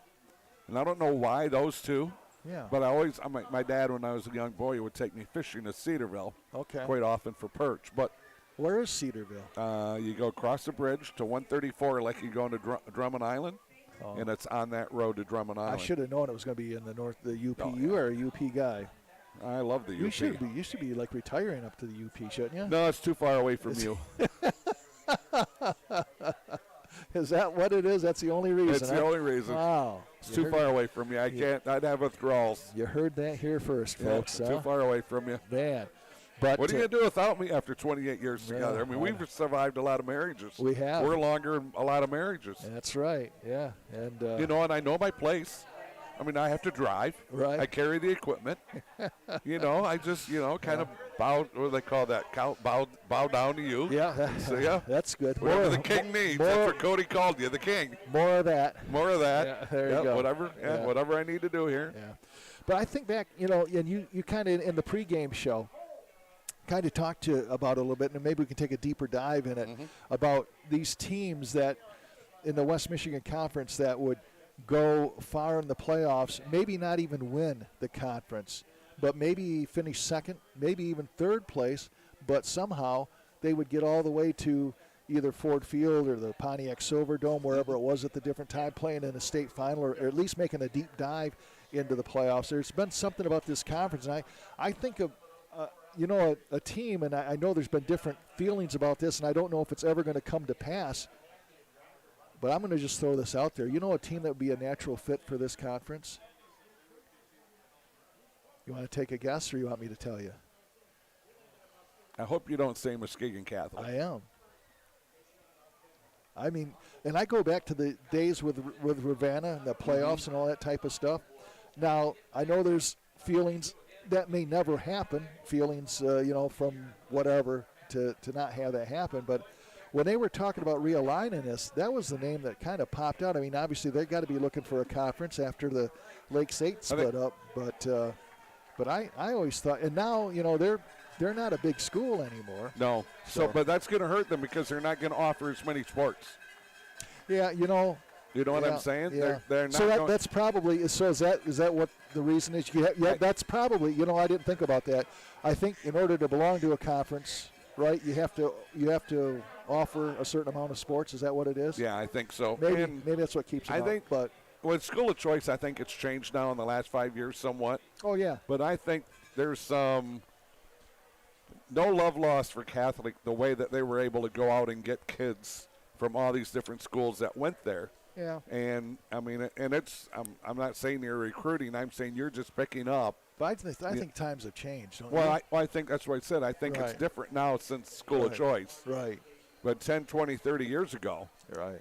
Oh, yeah. I mean, Catholic had, look, what wasn't that long ago? They had a great athlete from Fremont. Right. I can't remember Christopherson kid. Christopherson kid. Yeah. And, they had these kids from all over. Right. That were coming in there, and they were, I'm not going to say you school, weren't they stealing. Had kind of school of choice between they were kind of school of choice before that. Right. So, yeah. But I'm just thinking with the evolution of things. And I know there's probably still that feeling from back then and the hard feelings, like you said, so maybe it would never come to pass. And I'm not so sure they'd even want to be a part of it. But, boy, I go back to those great battles in the playoffs between Ravenna and Muskegon Catholic Central. And they would play oftentimes maybe that first round of the playoff. And there could have been an argument that the state final game was played either at Citizen Field or at Karen Stadium on a Friday night, the first week of the playoffs, because how many times would the winner of that game go on to the state finals, So there was that, and there was always that. So I don't know. It seems to have washed out pretty well as it is, as we were talking about some of the schools that seem to be like size and getting competitive games again. So maybe that's all good. But I don't know. There's still a part of me that thought it kind of would be a natural fit with the rivalries, But I realize that probably some hard feelings, maybe some situations, and maybe it does come down to you don't offer enough, or maybe they don't offer enough sports to be able to make that happen. But I guess in just a fantasy world, and maybe that's all it is, I just thought it'd be a natural fit. You were talking about one school would, maybe not win the conference, win the state title. 2008's the perfect example of that. That's when they had four teams. Four teams, but Oak Ridge. And almost five. Yeah, Traverse City Central loses in the semifinals to Traverse City St. Francis. No, you mean Ravenna. Because we did that game. My bad. Yeah, I got ahead of myself. Because remember, Dusty, I remember very well. He used to call St. Traverse City. He had a name for them. The college at Traverse City, St. Francis, or something like that. Yeah, something like that. Yeah, he had. Yeah. He wasn't wrong. I mean, but that's the same thing for North Muskegon. Yeah. St. Francis private Catholic school. Right. Muskegon Catholic private Catholic school. Sure. You go back to 2008. Montague goes 13-1. Oak Ridge goes 14-0. Right. Montague comes in, rolls the table in Division 6, wins the state title. Sure. If you're a fan, you're looking, well, I wonder they must have won their conference. Nope, couldn't even win the conference because Jack Sugars and the Oak Ridge Eagles win the conference. Right. And then roll to a 14-0 record. The thing I'll always remember about 2008 was the games were juggled to the point where I forgot the exact teams, but it was like one Muskegon team winning and the other one was warming up to come on, and there would be that high five moment. Yeah. I just thought, man, in the west side, the Muskegon area was so well represented at Ford Field. It was like you'd run one team on, they would win their game. Another team would come on, they would win their game. And there was nothing like it to have that synergy of having, and the if you were there for the Big Reds, which was later on that night, maybe you arrived early, you were watching, the Montague games and all of those games before the Muskegon Catholic games, and there's just such a great feeling of camaraderie that day. That was yes, sir. It was awesome to see that. Probably the most special day that we had at Ford Field, I was going to say. Yep. All right, second half here, Cal. After Fremont's third throw and interception of the game, Montague scores again to go up 20-0. 46 seconds left to go in the third. All right, North Muskegon kicking off to Ravenna. North Muskegon up 14-0. Ball goes through the legs of Chase Thomas. He picks it back up, and he fights his way up to the 31-yard line. Will be 1st and 10 with 11:57 left. Ever since you said 11:55 seems to be the magic number, we haven't hit. We haven't had it yet. Yeah. I just happened to think about that, Cal. Yeah. We were talking about, you're telling me how many times at 11, how we start a game at 11:55 or a half at 11:55. And more often than not, we did. And right. Now it's like you said, I've jinxed it. Yeah. Leave it to me to jinx something. There you go. All right. It's 8:34, and we're just starting the third quarter. It's going to be a late game. Yeah. Long festivity at halftime. Yep. Man in motion. It's a keeper. Quarterback draw for Hunter Hogan. Breaks the tackle as he is up close to a first down. So a good 7 or 8 yard gain for Hunter Hogan here. Yep. Newville in on that stop. Nice run by Hogan. So Hunter now within. No, you're fine. Within 2 yards of a first down. Actually, they're going to call it 2nd and 1 on the scoreboard. That's going to be a long one, I'll call it, though. 11:32 left. Ravenna hanging in there. They trail 14-0. Hang on. Handoff, hang on. Handoff and a hang on. I think that's Mabrito. And Mabrito trying to make it happen, but it just, I'll tell you what, North Muskegon was not going to have any part of it, but they did get enough for that first down. Now when you got 3 guys hanging on, you're not going to make a lot happen. Kudos to him, though. He did get that first down. Just good effort. Great effort that time there by Mabrito. And again, our best of thoughts to Nash Hoffman, who went out with a knee injury for Ravenna, and Denny Mabadi. It looked like a knee injury for him as well. So we wish those two the best. Another quarterback keeper by Hunter Hogan, and Hogan up close to midfield. So another good run for Hunter. Trying to find who's getting up off the bot. 50-something. No, 66. Lane Brady. You've called his name a few times tonight. Yep. Offensive starters here. I tell you what, that offensive line, Hoffman's out with a knee injury, but Carter Shulo, Caden Caniff, Landon Gorbeg, and Wyatt Young doing a great job. Did we ever figure out who came in for Hoffman? No, I'll try to. Yeah, I'll try to help you out there too. Could have been Landon Gorbeg. Was he part of the original? Here's a handoff to Mabrito. Mabrito's got a first down as he's down inside Norse territory at about the 45-yard line. I got him at 76. Juan Castro. That's the new guy?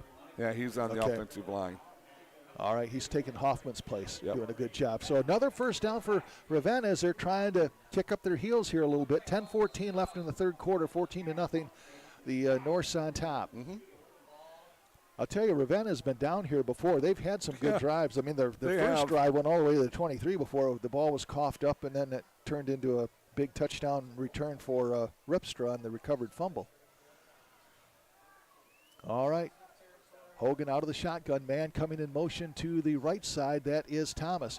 This is Hunter Hogan coming around the right side, and boy, great pursuit. Ben Myers, I think, was the man that put down Hunter Hogan for a loss of about 4 or 5 yards. You ever want to talk about form tackle? That was it, man, right there. Ben Myers, that's great job.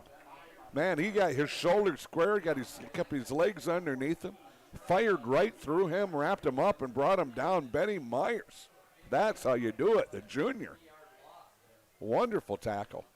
Going to be second down and 14, 40-yard loss on that play. 9:16 left in this third quarter. 14-0 North Muskegon. Ravenna seems to go forward and then backwards, I think, sometimes. 2 wideouts to either side. Homily comes in motion. It's a keeper by Hunter Hogan, and he is brought down again by Ben Myers. Ben Myers, a couple of great series here. That's called staying home. Yeah. He stayed home, and there he was. He came right to him. Ben Myers goes, this is the easiest tackle I'm going to have tonight. It's easier than the last one. And this drive has been thrown into reverse. Now it's a 3rd and 16. Do you see Belmonte even out there anywhere? I see his jersey or his shoulder pads. He was in a parka. And yes, he's right to your. You probably can't quite see him, but he's got a parka and he's on crutches. Gotcha. So back to pass. Goes Hogan. He's got some time now, and now he's going to roll to his left, fires it, and it's short. It's intercepted by North Muskegon at the 35-yard line. 11, 12, number 12. That's Newville. Alec Newville plays center field out there and takes it away, gets in front of the intended receiver, and now North Muskegon has the ball with 8:22 left in the third quarter, leading 14-0. Second interception on the evening to go with a fumble. Yeah. Remember I talked earlier about the team that does not commit or commits the least amount of turnovers? Right. We'll win this one. And we've had our share of them on both sides, right? Yeah. Yes, we have. We had the fumble return for a touchdown by Ravenna, and then we had North Muskegon fumbling the ball to start that drive. Handoff up the middle. Oh, breaking free. Well, he was going to break free until Hunter Hogan got a hold of him at the 40-yard line. That is going to be, I think, Ben Myers on the carry. Give me a time, ballpark, will you? Sure. 8:07. Okay. So Hunter Hogan returns the favor of Ben Myers. Remember, Ben Myers was getting in there to hammer Hunter Hogan, and now Hunter gets a tackle on Myers, but not until Myers gets 6 yards, 2nd and 4. I got some scores for you after this play, okay? All right. Young out of the shotgun, 2 wideouts left side, 1 wideout to the right side, single setback. That's going to be Ben Myers. Again, playing for Belmonte, who went out second play, I believe, with an injury here. Hand off to Myers. Myers coming up, cuts it up the middle. He's at the 45 and fights his way close to midfield, and the late flag comes in. Maybe a face mask, according to the folks up here. Hogan was there, and then, hold on, nope, Mabrito was there, and Hogan was there. I'll tell you something that's not going to make you happy if you're a Ravenna fan. You got Hunter Hogan limping, staying out there, but limping away from that play. So this is going to be a tack-on penalty against personal foul, face mask against Ravenna. West Catholic 13, Fruitport 12. Wow, that's a heck of a game. Yeah, Whitehall 56, Ludington nothing. Montague now 19-0 over Fremont. Zeeland West 22, Puffer 6. Big Rapids 13, Tri-County 12. Reed City 46 nothing over Kent City, but it's probably more than that by now. Jeez. Go ahead. Going to be 1st and 10 ball at the 36 of Ravenna. Coming in motion now is Newville. He'll take it on the jet sweep to the left side, and Newville, he explodes into the tackler, Chase Thomas, as he gets down close to the 30-yard line. Well, that's called putting your head down and making something happen. Right.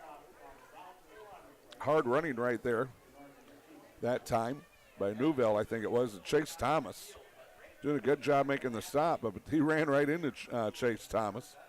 Just a junior defensive back out here for Ravenna. 6:54 left in this third quarter. 14-0 North Muskegon. Wide out here left side is Byard. Already has an amazing touchdown catch. Moat lined up wide to the right side. Singles in the slot to the left side is number 32. That is going to be Bartos. Handoff up the middle to Myers, and Myers fights his way to the 30. He's going to be about 2.5, 3 yards short of a first down. First guy to make the initial contact was Derek Finley. And then Koeman also in there to make the tackle. And the clock now, John, just keeps on running, does it not? Yeah, 6:15 left. 14-0 North Muskegon. Wanting more. Two wideouts to the right side. Newville goes out there with Moat. You've got Thompson and Byard over here to the near side. Single setback is Meyer. Quarterback out of the shotgun is Young. Young looks to his left, fires it. Byard has it. Oh, nice spin move, and he's going to tightrope walk down the sideline. And he got, I haven't seen the, yep, they say it's a touchdown. It's going to be a 30-yard touchdown pass from Young to Byard. Byard made a great spin move at about the 20-yard line and just juked whoever was on him there, and then tightrope walk down for his second touchdown of the evening. That play was so close to being a personal foul, too. It was a hit on Young. I think the official really looked at throwing a personal foul against Ravenna, but he did not. Well, I tell you what, Young's coming out kind of holding his back. Yeah, he took a little bit of a beating there. So now Earn trying to another extra point. Kick is up, line drive, and good. Like, that was a line drive, wasn't it? Kind of a wounded duck, but it went through there. Looks like a line drive in the box score. 21-0. North Muskegon with 5:49 left in the third quarter. Speaking of duck season opens tomorrow. Going to be out in the duck blind. No, we got men's ministry tomorrow morning. Oh, I'd like to be able to get there. I got kind of a commitment in the morning, so. You know, trying to be retired a little bit here, but I'm finding that my side jobs are interfering with my free time, Cal. I don't know what to tell you, John. No. You're retired, right? Mm-hmm. You seem to be managing it all right. Eating 5 breakfasts in a day, right? Yeah, I had 2 this morning before. Had a breakfast at 7, had breakfast with Shane at 9. My wife wonders why I can't lose weight. Yeah. He goes right from breakfast. It's like taking a nap before you go to sleep, right? Yeah. I have filled my days with breakfasts and lunches and coffees. Right. Well, some of us got to work through our retirement, apparently. Yeah. I'm not officially retired until I see my first check in February. But I'm wondering if that's going to happen. Not that I'm not going to see my check, but you get committed, this driving thing to people that really need you. Next thing you know, you got yourself a job that you didn't necessarily. You can't say no. It's tough. There's some people that need some help. Yep, I understand that. Little short kick, and it's fielded by Ravenna. They're going to have excellent field position right around the 45-yard line. Okay. That was Mabrito. 1st and 10. Time, please. Yeah, 5:44. Well, the Ducks are quacking. We have scores. Oh, Muskegon 55, Wyoming nothing. That was at the half. Wow. That's what it said, 55-0 at the half. Muskegon taking some frustration out. Yeah, maybe the Big Red offense woke up. Yeah, well, plus maybe it has something to do, nothing, I don't want to disrespect Wyoming, but it might have something to do with the opponent. Yeah. I mean. Yeah, they're not Shores. They're not Zeeland West, and they're not powerhouses yet. Right. Trying to get better, trying to build a program. Or Grand Rapids Union, they got a heck of a team. Handoff up the middle, boy, breaking his way through. That might be Mabrito. I'll wait and see. It's running like Mabrito. It is. It was, Drew Mabrito. Boy, that's we talk about those names in the small town, Mabrito over the Ravenna. There's always seems to be a Mabrito on the Ravenna team. I think Ben Myers was there along with Sam Gallo. 2 wide outside either side. Out of the shotgun is Hunter Hogan. Handoff again. This is to Mabrito. Mabrito goes airborne at midfield. Let's not jump. He kind of jumped, and right. Here come the Norsemen. Man, there's a host 4 of them there. Thompson's there. Myers is there. Okay. Muskegon Catholic 41, the Heights nothing in the third quarter. 3rd down and 4 now. Ball right at midfield. 4:44 and counting. Third quarter. North Muskegon opening up a 21-0 lead here. This is Thomas lined up wide to the right side. You got Homily left side. And then somebody way out on the outside over there. Back to pass. Here comes a rush. Little dump off pass to Mabrito. Mabrito jukes a man at midfield. He's got a first down. Great work there by Mabrito. He did that all by his lonesome. He juked a man. Uh-oh, we got a flag down right at midfield. Well, Larkin knew they'll make the stop. Let's see if this is going to come back. I don't even see that. Yeah, it was right around the midfield. Yep. That's going to be too bad for Ravenna if it's against them. A legal procedure against Ravenna. It is. That's tough. I didn't see anybody move, but maybe had somebody lined up wrong. Boy, Mabrito had a great effort there. Yep. He was stopped short and then put a little move on and got the first down, but it's all going to be called back here. 3rd down and 9 with 4:18 left. Boy, now you're getting a situation for Ravenna where you might have 4 down territory, down 21-0. Hart 53. Whew. Holton nothing in the 3rd quarter. Yeah, the best start for Hart in like 30 years, Yeah. right? Something like that. Joe Tanis. Yeah. Back to pass is Hogan. Hogan feeling the hot breath. Out to Mabrito. Flags it down. Was he in bounds? Yes, he was at the 35-yard line. A big catch there for Drew Mabrito. This is the Drew Mabrito Memorial Drive here. Memorial Drive. Okay. Yeah. Well, Larkin with the defensive coverage. didn't mean to make it sound that ominous, I guess, but Hey, it has been Drew Mabrito. We got Rick Seibel texting us saying Right. we are making fatal mistakes here. Right. Man. See, we have fatal mistakes in a memorial. Right. So a big first down there for keeping Ravenna alive here. 3:53 left. Ball at the 35-yard line in North Muskegon. Out of the shotgun, Hunter Hogan. He is going to hand off to Mabrito. Who else? Mabrito tries to break a tackle, and boy, there's just too many Norsemen around there. And might do well to, I don't know, did he even gain anything? Yep. I don't know. Chris Corbett, James Young. It's a couple of the guys that They were got there. Young playing some defense, huh? Yep. Mason County Central 36, Hesperia 3rd. Hesperia 0 in the 3rd quarter. That'll be a running clock. It's going to be 2nd down and 10 yards to go. Man, my hands are cold. Yeah, it's getting chilly in here. Yeah, Billy and the gang upstairs are saying, tell us about it. Right? I almost grabbed my little hunting heater to carry in here. I should have given it to them, yeah. Put that down there, it would have been just nice. Oh, man. 2nd down and 10, and we're going to have a flag. It's just going to be a delay of game. So we've had a few of those tonight. Reed City 52, Kent City nothing. Fruitport 20. Grand Rapids West Catholic 13. Whitehall 56, Ludington nothing. 22-6, Zeeland West over Puffer. Well, you know what? They have not moved the ball back, so I wonder if maybe they got a timeout. I was wondering, if Ravenna got the timeout before they got the penalty. As I go through, check everything. I think I am up to speed. Boy, you lead the league in emojis. You're getting people sending you like thumbs up and smiles and all sorts of stuff, huh? Yes. You are the emoji king. Is that Chuck Ripstra behind us? Is it? I think it is. I can't quite see him. Is that him? Yep. You want to get him out of here? Just hand him your headphones. He'll run like the. He does not.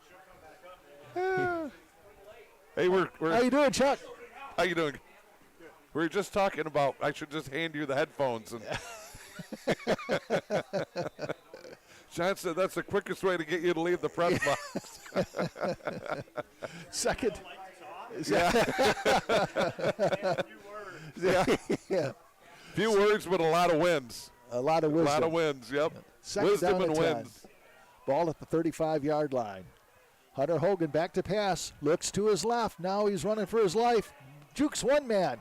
He is still running and jukes another man. Before he goes out of bounds, throws it. Ooh, that's going to be close to a grounding call. Yeah.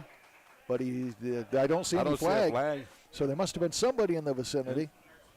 No, we would be at North Muskegon doing a basketball game, and North Muskegon would get the win, and Chuck Ribstra would watch us from a distance, and he'd see us take the headset off and then walk on over. Hi, guys. How you doing?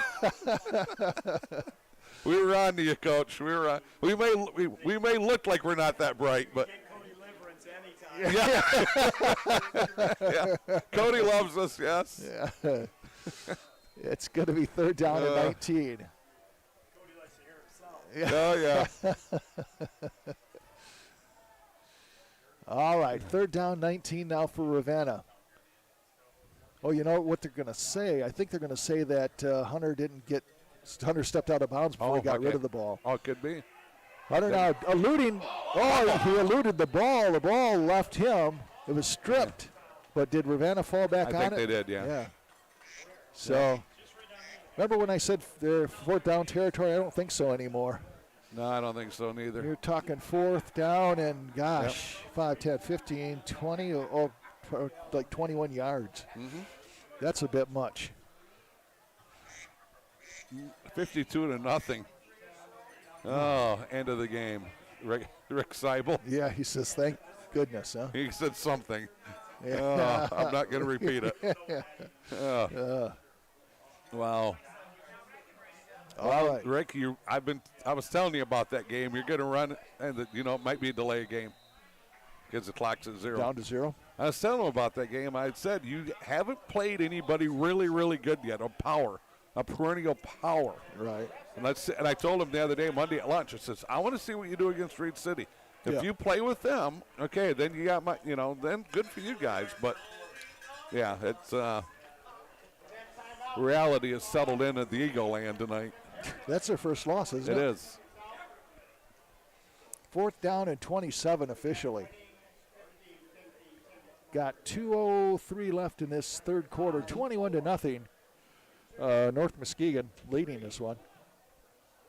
Had a little bit of everything. Had some turnovers, some 3 great of them. catches, good runs. Yep.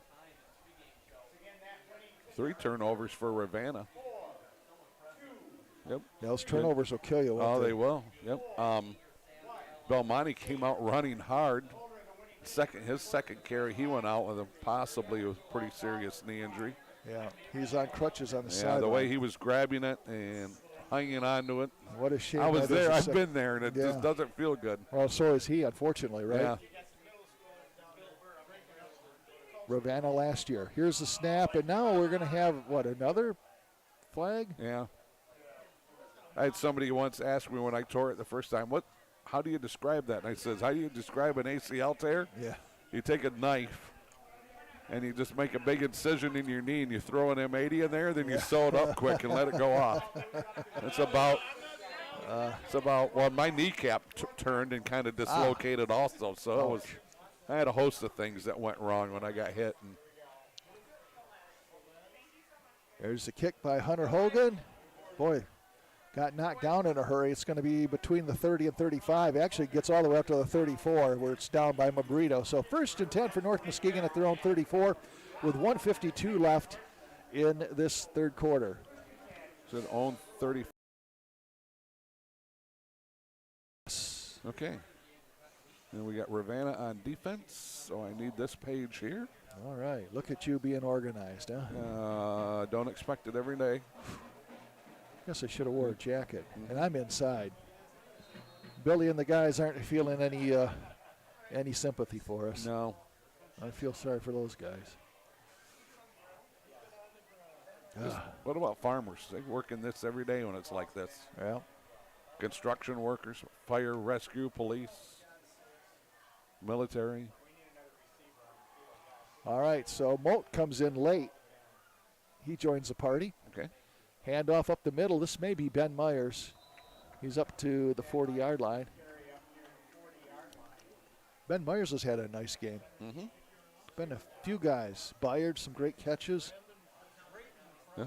Hoping to see Fry in there on that stop defensively here for Ravenna. Hoping to see Keegan Swan make an appearance here tonight defensively or offensively for Ravenna. A lot has been written about that young man having leukemia in between treatments right now. Still has his port in, and he's out there playing. Right. Awesome to see. Tennis player for North Muskegon, battling through some leukemia too. Tate Panucci, 2nd and 6. This sister's an incredible athlete. Yeah. Kept him. And this is a young, and he is fighting his way forward. Man, he gets up close to a first down. Boy, talk about. He was in trouble at the 37-yard line, and he got to the 45. That was a whole run under duress, as they say, right? I was waiting for you to say when he was at the 37, because I kind of know what you're always going to say. Yeah. I was waiting for you to say he's in trouble. Yeah. And next thing you know, he's at the 45. He was You're in going, how did that happen? He was in trouble, but somehow he got a first down. So 42 seconds left, third quarter. Young out of the shotgun. He's got Meyer standing next to him. Receiver slot left side, wide out left side, two wide outs right side. And back to pass over the middle, intended for Newell. Ooh, and that's going to be incomplete. There's Mabrito in there, Hogan on the head, even though he did not catch it. Boy, that is a pattern. That's a pass pattern that can get your receiver decapitated. It's like that right over the middle, you know. Man, I'll tell you what. That's where you need a Hawkinson, those huge tight ends now. And the Newell's NFL to make those, real big guy. Yeah, I give Newell all the credit in the world for having some courage, because that takes a lot to, that you're going to get popped. You know you're going to get hit. You just wonder how hard and how long it's going to hurt. Yeah.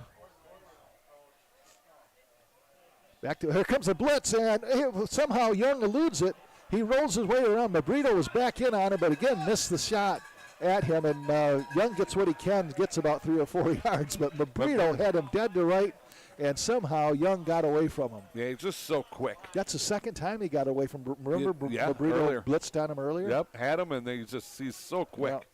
So quick, just slips past you. And what would have been a 7-yard loss is about a 3-yard gain. Third down and 7, you're right.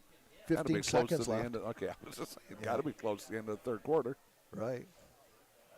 Got Thompson slot right side. Newell's going to go out to the wide out right, wide out. Bayard's got to be out there someplace. He's probably up on the other side of the field, the far side. Mm-hmm.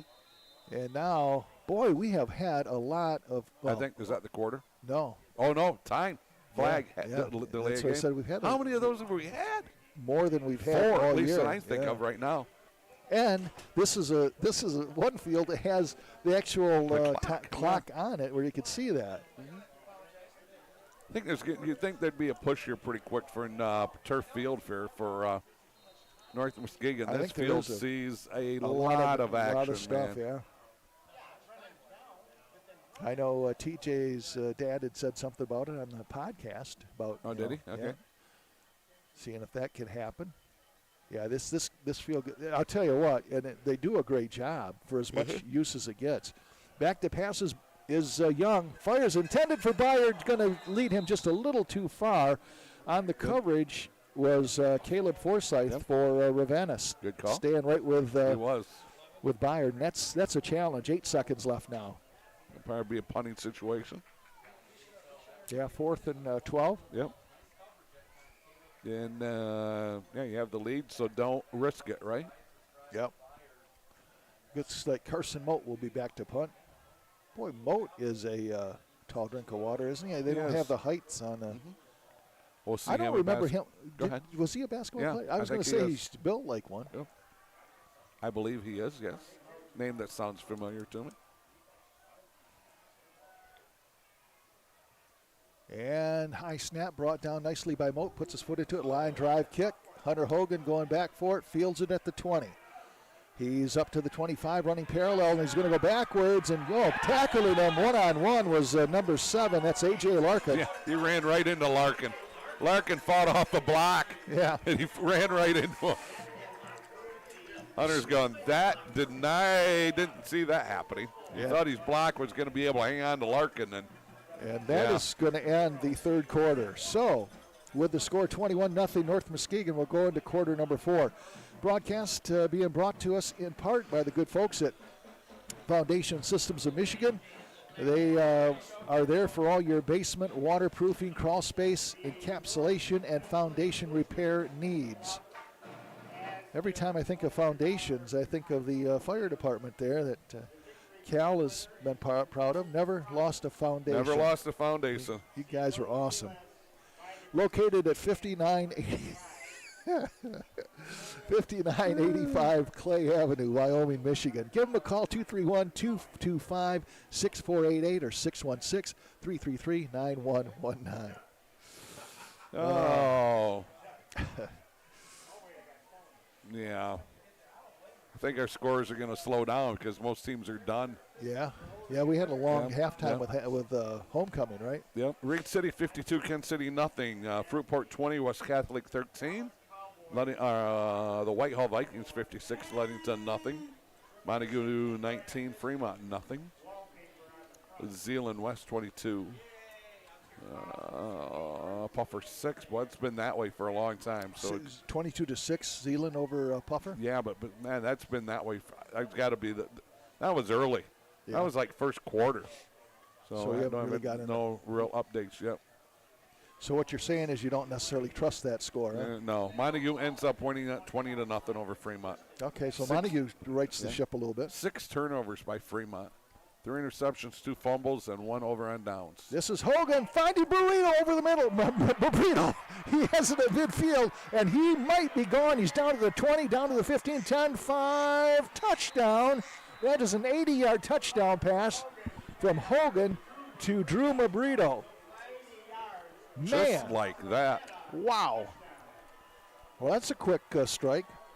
Yes, it was. 11:46, 21-6. Man, it's been the Mabrito and Hogan show here for Ravenna. I think the drive started with 18 seconds left in the third quarter. And then they score on one play, the bomb. So now Hogan will try the extra point. 80 yards. We've had some long 77-yard fumble recovery, yes, I believe it was, by Ribstra. Kick is up, and it is good. So 11:46 left in this one, 21-7. Don't go away. Got ourselves. I'll tell you what, this game, regardless how it comes out, it has been a pleasure to call. Yep, it certainly has been two fine teams. That's silenced the press box a little bit. Yeah. This is the quietest it's been in here all night. Right. Yeah, man.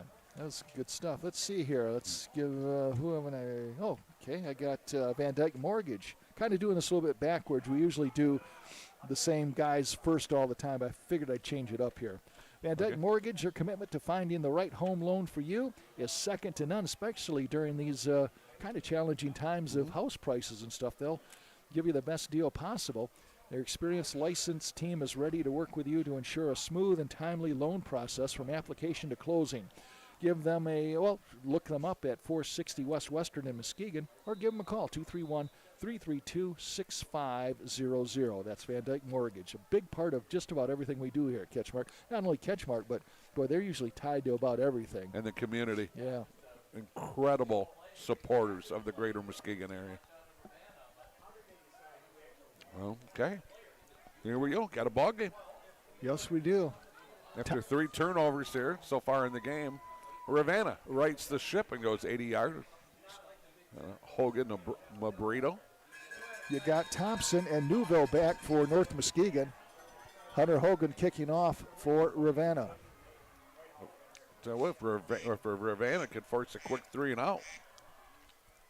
Line drive, squib kick.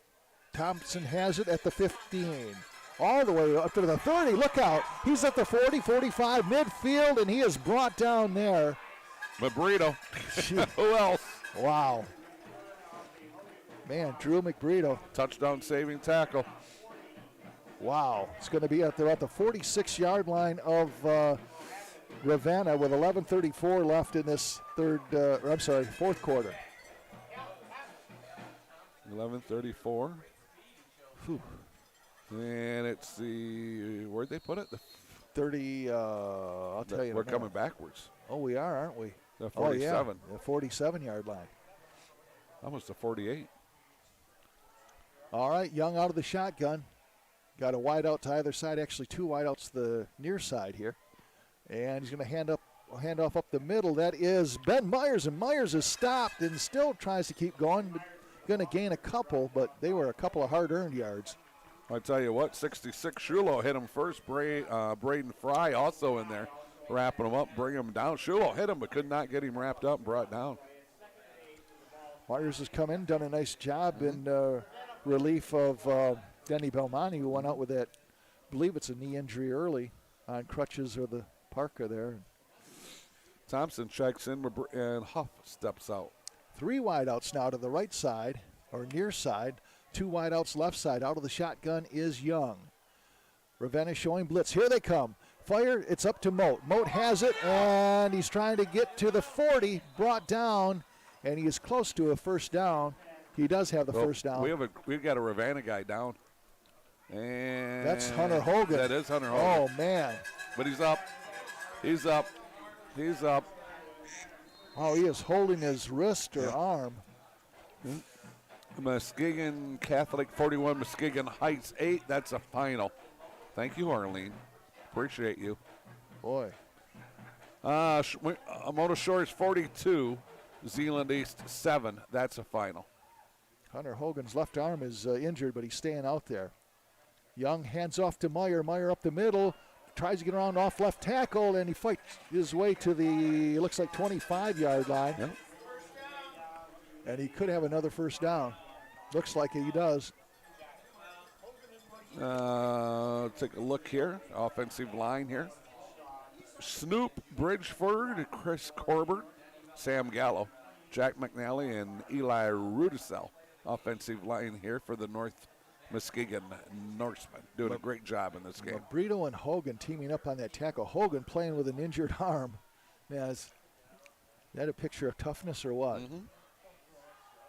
Trainer. Yeah. He's going to call the trainer. When he gets home, he's not even waiting until in the morning. 2nd and 1, handoff up the middle, and that has been Ben Myers. We'll see if it's still him. But number 8. It was Meyer. Ben Myers. Thought he was getting up slow again as Koeman. Yeah. He's got a hitch in his. This is a tough game. I think his right leg. This is a physical game. This is brutal. Yeah, two this guys is hard out hitting, man. with what looked to be significant leg injuries. Like you said, Ravenna knocked Belmonte and Young out of this game a year ago. Yeah. And they've knocked Belmonte out of this game and possibly out for the season. Out of the shotgun is Young. Has time this time. Fires it over in the corner, intended for, I think that's Moat over there. Okay. It was. It's back in the corner. I cannot see. That was a guess, but that was a good guess. Okay. I like it when the plan comes together. Uh-huh. I knew it wasn't Byard. Yep. So that's going to be 2nd and 10 with 8:47 left. I'll take your word for it. That's who it was. Oh, that's right. You're in the. I'm in no man's land. Cal is now officially a listener. Yep. Adds to the Arbitron ratings. Oh, ouch. Out of the shotgun is Young. He's going to hand off to Meyer. Meyer finds the going tough up the middle. That's number 50. Yeah, that's Wyatt Young. Yep. Getting off the bottom of the pile, as you like to say, is Braden Fry. Yep, I'm just going to go there. You can still see a little bit. When is an official dart for you? Another 3 yards? 5 to about 7 to 8 yards. I go dark. 3rd and 9, 8:17 left, 21-7. My wife wishes I'd go to sleep instead of going dark. Out of the shotgun is Young. He's got 2 wideouts to either side. Single setback is Ben Myers. Young now looks to his right, fires it, and it's intended for Moat, but going to be incomplete. A little mustard on that. That was a bullet, was it not? Yeah. I tell you what, Young's thrown a lot of passes tonight. He has. He has thrown a lot of passes. So has, Hogan is not taking a back seat there. I mean, he's had a lot of nice, he's thrown better than I realized is, I didn't know he had that down range to him, Coming into this game, James Young has attempted 139 passes. He's completed 104 for 1,561 yards and 19 touchdowns. Yeah, and he's had another good day passing here. He's up maybe around 1,700 yards passing. Back to pass Young, a little dump-off pass. Oh, coming back for it was his receiver. It's going to be short, incomplete. Yeah, he was under duress from Mabrito. I think that's Bartos it was intended for. So Young's going, can we block Mabrito or Hunter Hogan? Yeah. Can somebody just block those guys so I can actually sit back in the pocket and hang out? Look at that long hair as he takes off his helmet. I'm that seriously makes you jealous. I was going to say. Yeah. Flowing locks of Mr. Young. That's a throwback. Yes. You know, I've been doing this for so long. You can only do so much with your hair, but I've seen the long hair, I've seen the short hair, I've seen the intermediate hair, every style that there is. Here's a pass by Hogan. He's going to lead his man, Chase Thompson, a little too far. Thomas, I should say, too far. Incomplete. His last play for North Muskegon, or for Ravenna, was on that 4th down. So It's going to be 1st and 10, No, for North 2nd and Muskegon. 10. Yep. 7:46 left in the 4th. I don't think I gave you the time. Sorry No, about you didn't. that. That's okay. And where is it at? Down. It's on the field. It's on the field. Yeah. It's just like, ding, It's at ding, the ding. 24-yard line. Thank you. Okay.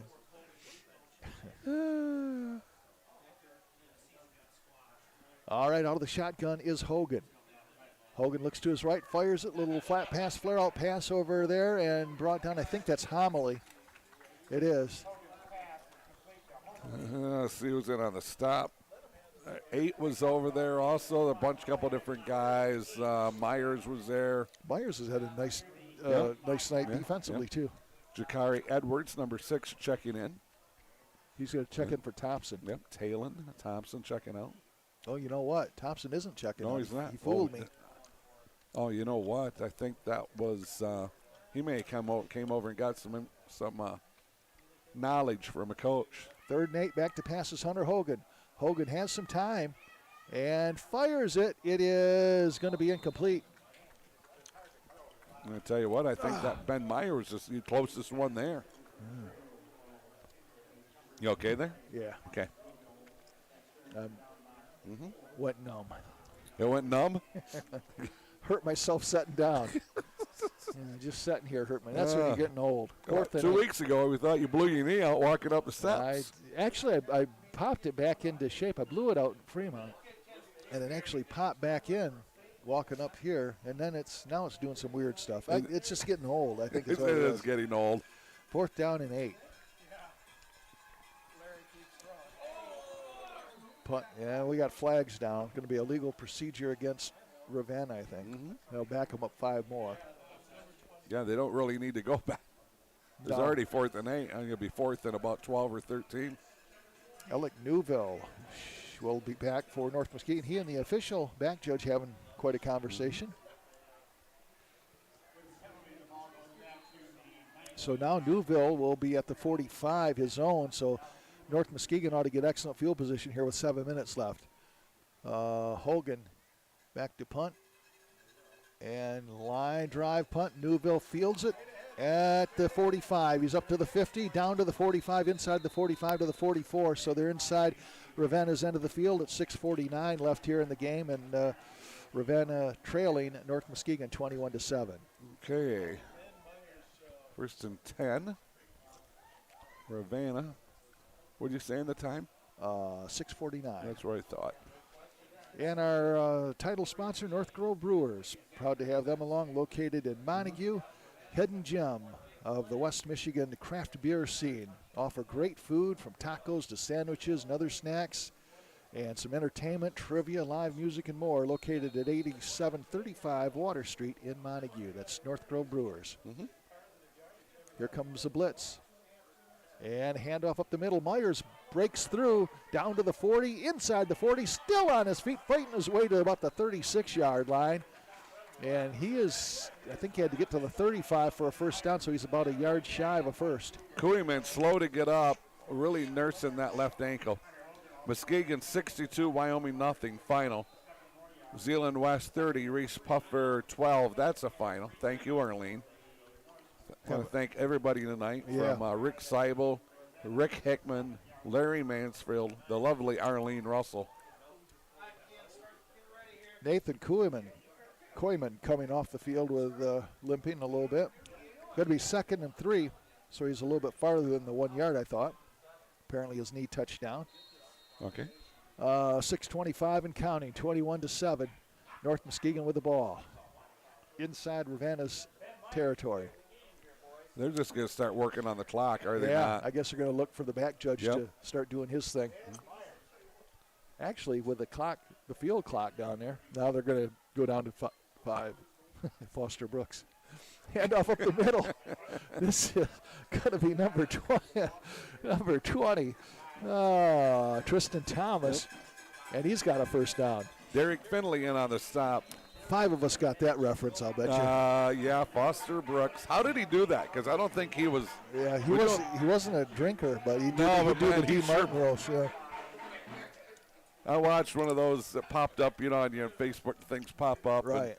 Yeah, 11 minutes of Foster Brooks, and it was just hilarious. So, 5:36. And the younger generation's going. Yeah, who? The Parker brothers are going, who's Foster Brooks? Yeah, if you got some time, go ahead and YouTube some of his stuff. That'll make you stop drinking. Right there. This is Tristan Thomas, and Thomas is spun down at the 32-yard line. Homily in on the stop. So a flag comes in. And that's going to be maybe a personal foul on Homily. Yeah. It might be, but you know what? It could be both ways. I did see the personal foul, so it's either going to be a personal foul one way or like you said, both ways. See. Zeeland West 30, Puffer 12. That's a final. Puffer loses. Personal foul against Ravenna. Yep. Muskegon Catholic 41, Heights 8. That's a final. Muskegon 52-62. As you're mentioning those scores, those are games that we all felt like we've called before. Those one-sided scores like that. Man, thank God we weren't there. Yep, Shores 42, Zeeland East 7. Mason County Central 36 over to Hesperia. I'm sure that's a final.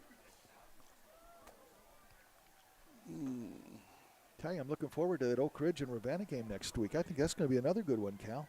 Going to be hard hitting. Yeah. They got Hogan healthy, Mabrito healthy. Yeah. They got a lineman they got to try to get back. Handoff up the middle, and that is going to be. It's going to be Tristan Thomas on the carry. Didn't get, actually lost, looks like 1.5 yards, maybe 2.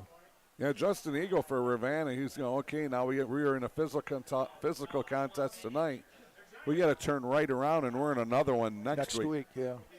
Oak Ridge, year in and year out, definitely one of the hardest hitting teams in the West Michigan Conference. Such is the life of the West Michigan Conference, right? Yes, it is. You're not going to get out of here undinged. No. I don't know if that's a word or not, but. Well, I'm going with you. 4:09 left, 21-7. North Muskegon, 2nd and 11. That's a great motor.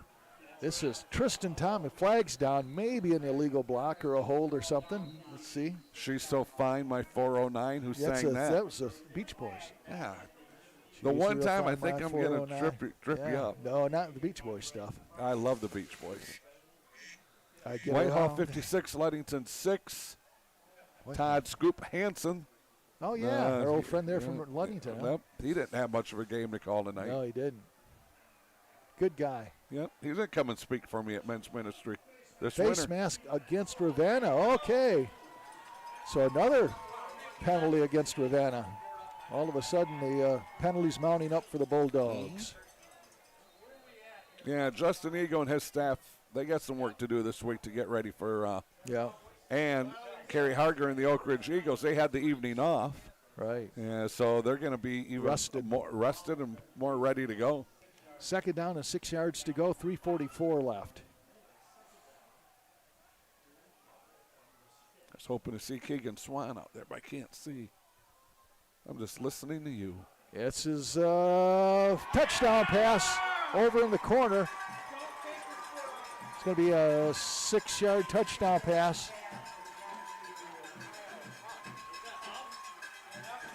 Got to see who that was. I'm thinking maybe I'm hearing Huff. Oh, Kyle Huff, yes. Yeah. Yeah, there you go. Boy, what number is Huff? I still don't see. Oh, number 4. Okay. So that's going to be a 6-yard touchdown pass from Young to Huff with 3:31 left in the game. Started the drive at 6:49, score at 3:31. I'm going with the earn kick. Good. Boy, you're going to jinx him, huh?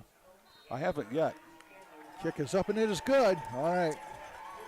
He's like perfect. I don't think I've seen the kid miss yet. 28-7 now with 3:31 left. Man, hot chocolate sounds good. It does. Oh. I could bring some next week if it's going to be chilly. I got my trusty farm thermos. I think It's is. It's all beat to crap, but I'll tell you what, it still works good. It's a Stanley. So I got to bring like a cup then, right? Yep, you got to bring your own cup. Got to see if I got A a big cup. old Stanley. You know the key to keeping a thermos, keeping stuff hot in your thermos all day? What? So this is what I do. Yeah. Used to do when I was farming. Right. I would get up in the morning. Before I left home, I'd turn the hot water on. I'd get the inside of the thermos hot. Okay.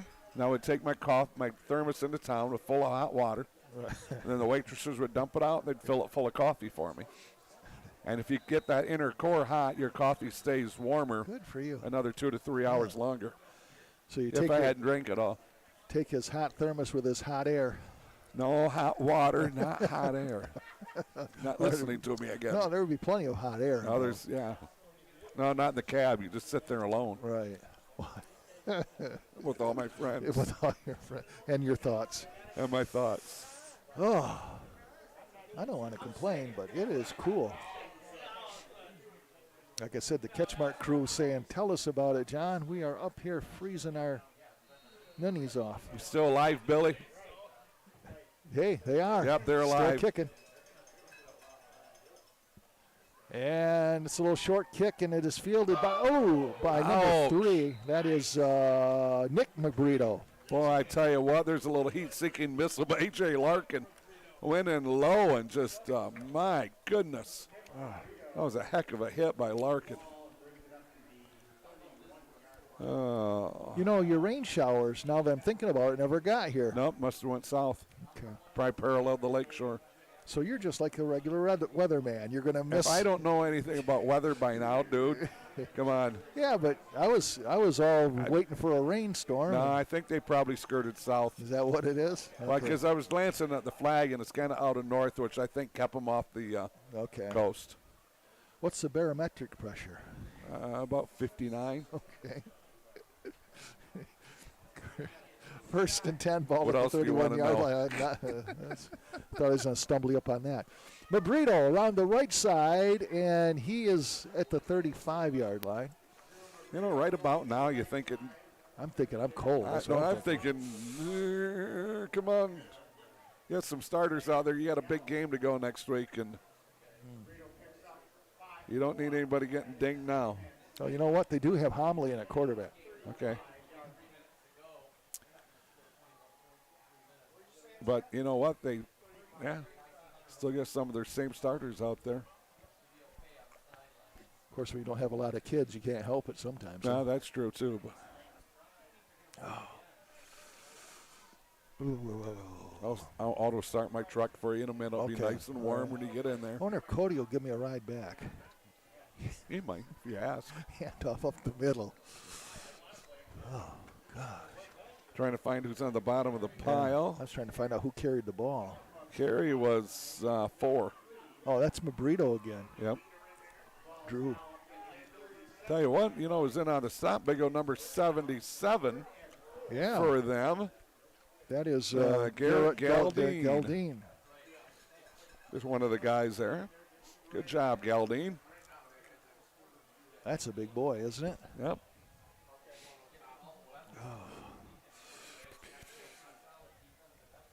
Yeah, I could use some hot chocolate now. I could use your heater. I used to laugh at you for bringing that thing. But Yeah, until some of the places we went, we Right. fell in love with that little heater. back to pass is Homily. He's going to tuck it and run. Homily is up man, this to the is hard hitting. 40-yard line. My goodness. Something happened. Did I miss something? Yeah, big hit. I think it was number 12. It was. Wow, Newville. Yeah, I think by the press box. This is the worst press box to call games at. My goodness. They celebrate that's funny. everything loudly. 1:28 left. They're having a good time. They are. First and 10, ball at the 42-yard line. They're happy. Homily at the yeah, well, and why not, right? It's North Muskegon This is a team. conference title, the first one in probably 30 years. Yeah, you're right. It's been a while, huh? I think it goes back to 80-something. Maybe it's 86. And this is Homily running out of bounds. Oh. Yep. Good job by him. There are 3 North Muskegon guys coming down on him. He's like, nah, I'm just going to get out of bounds and live to see tomorrow. Live to see Or another tomorrow. play. Yep, Larry Witham came here, 8-10 years ago? Probably 8 years ago, and He's been here for a while. he has. I mean, and- he's actually a North Muskegon guy. yeah, So, yeah. but came back here and took the job over, and Yeah, you know. just a few minutes away from having the West Michigan Conference Silver Yeah. Championship, and congrats to him and his team. I think that's probably why there's even additional excitement in the press box. That was number 5, Derek Finley. He just Trying to get going. couldn't get his spikes in the ground there. The field's getting wet out there. It is the dew, right? Yep. It's going to be 41 seconds left. This field got tore up here some, especially between the 30s. Yeah. From when we were here, and then when it started at 7 a.m., and it's now 9:28. And like you said, it's been a week of a lot of stuff happening on it. Yeah, JV game, they had soccer, they had middle school. Yep. They had there's a lot happened on this field this week. Tractor pull. Tractor pull. Hand off by Drew Mabrito. Yeah. Mabrito spins his way up to the 45-yard line. Lane Brady, I think, in on the stop. How we doing on time? Oh, down to 8 seconds, 7 seconds, and that's going to do it. The North Muskegon Norsemen have won this one 28-7 over the Ravenna Bulldogs. And they will play next week. I think they have, they got Holton next week. Ravenna's got Oak Ridge. Yeah, so All it's right. going to be another hard-hitting affair.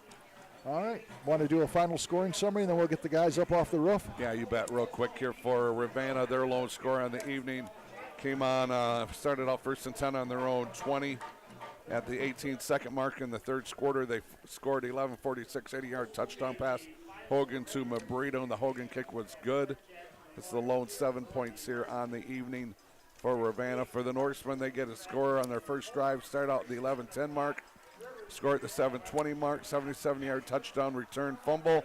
The earn kick was good, and they were up and rolling, the Norsemen. 4 possessions later, started 2:27 in the second quarter. They scored 22 seconds left. 34-yard touchdown pass, Young to Byard. The earn kick was good at 14-0. Very next possession, and that comes out to start the second half. First and 10 on their own 39. Started the drive at 8:07, scored 5:46, 30-yard touchdown pass. Young to Barrett again. That's the second time on the evening that those two hooked up. The earn kick was good. And then right here at the end of the game, towards the end of the game, it started out first and 10 on the Ravenna 45. Young to Hoff, 6-yard touchdown pass.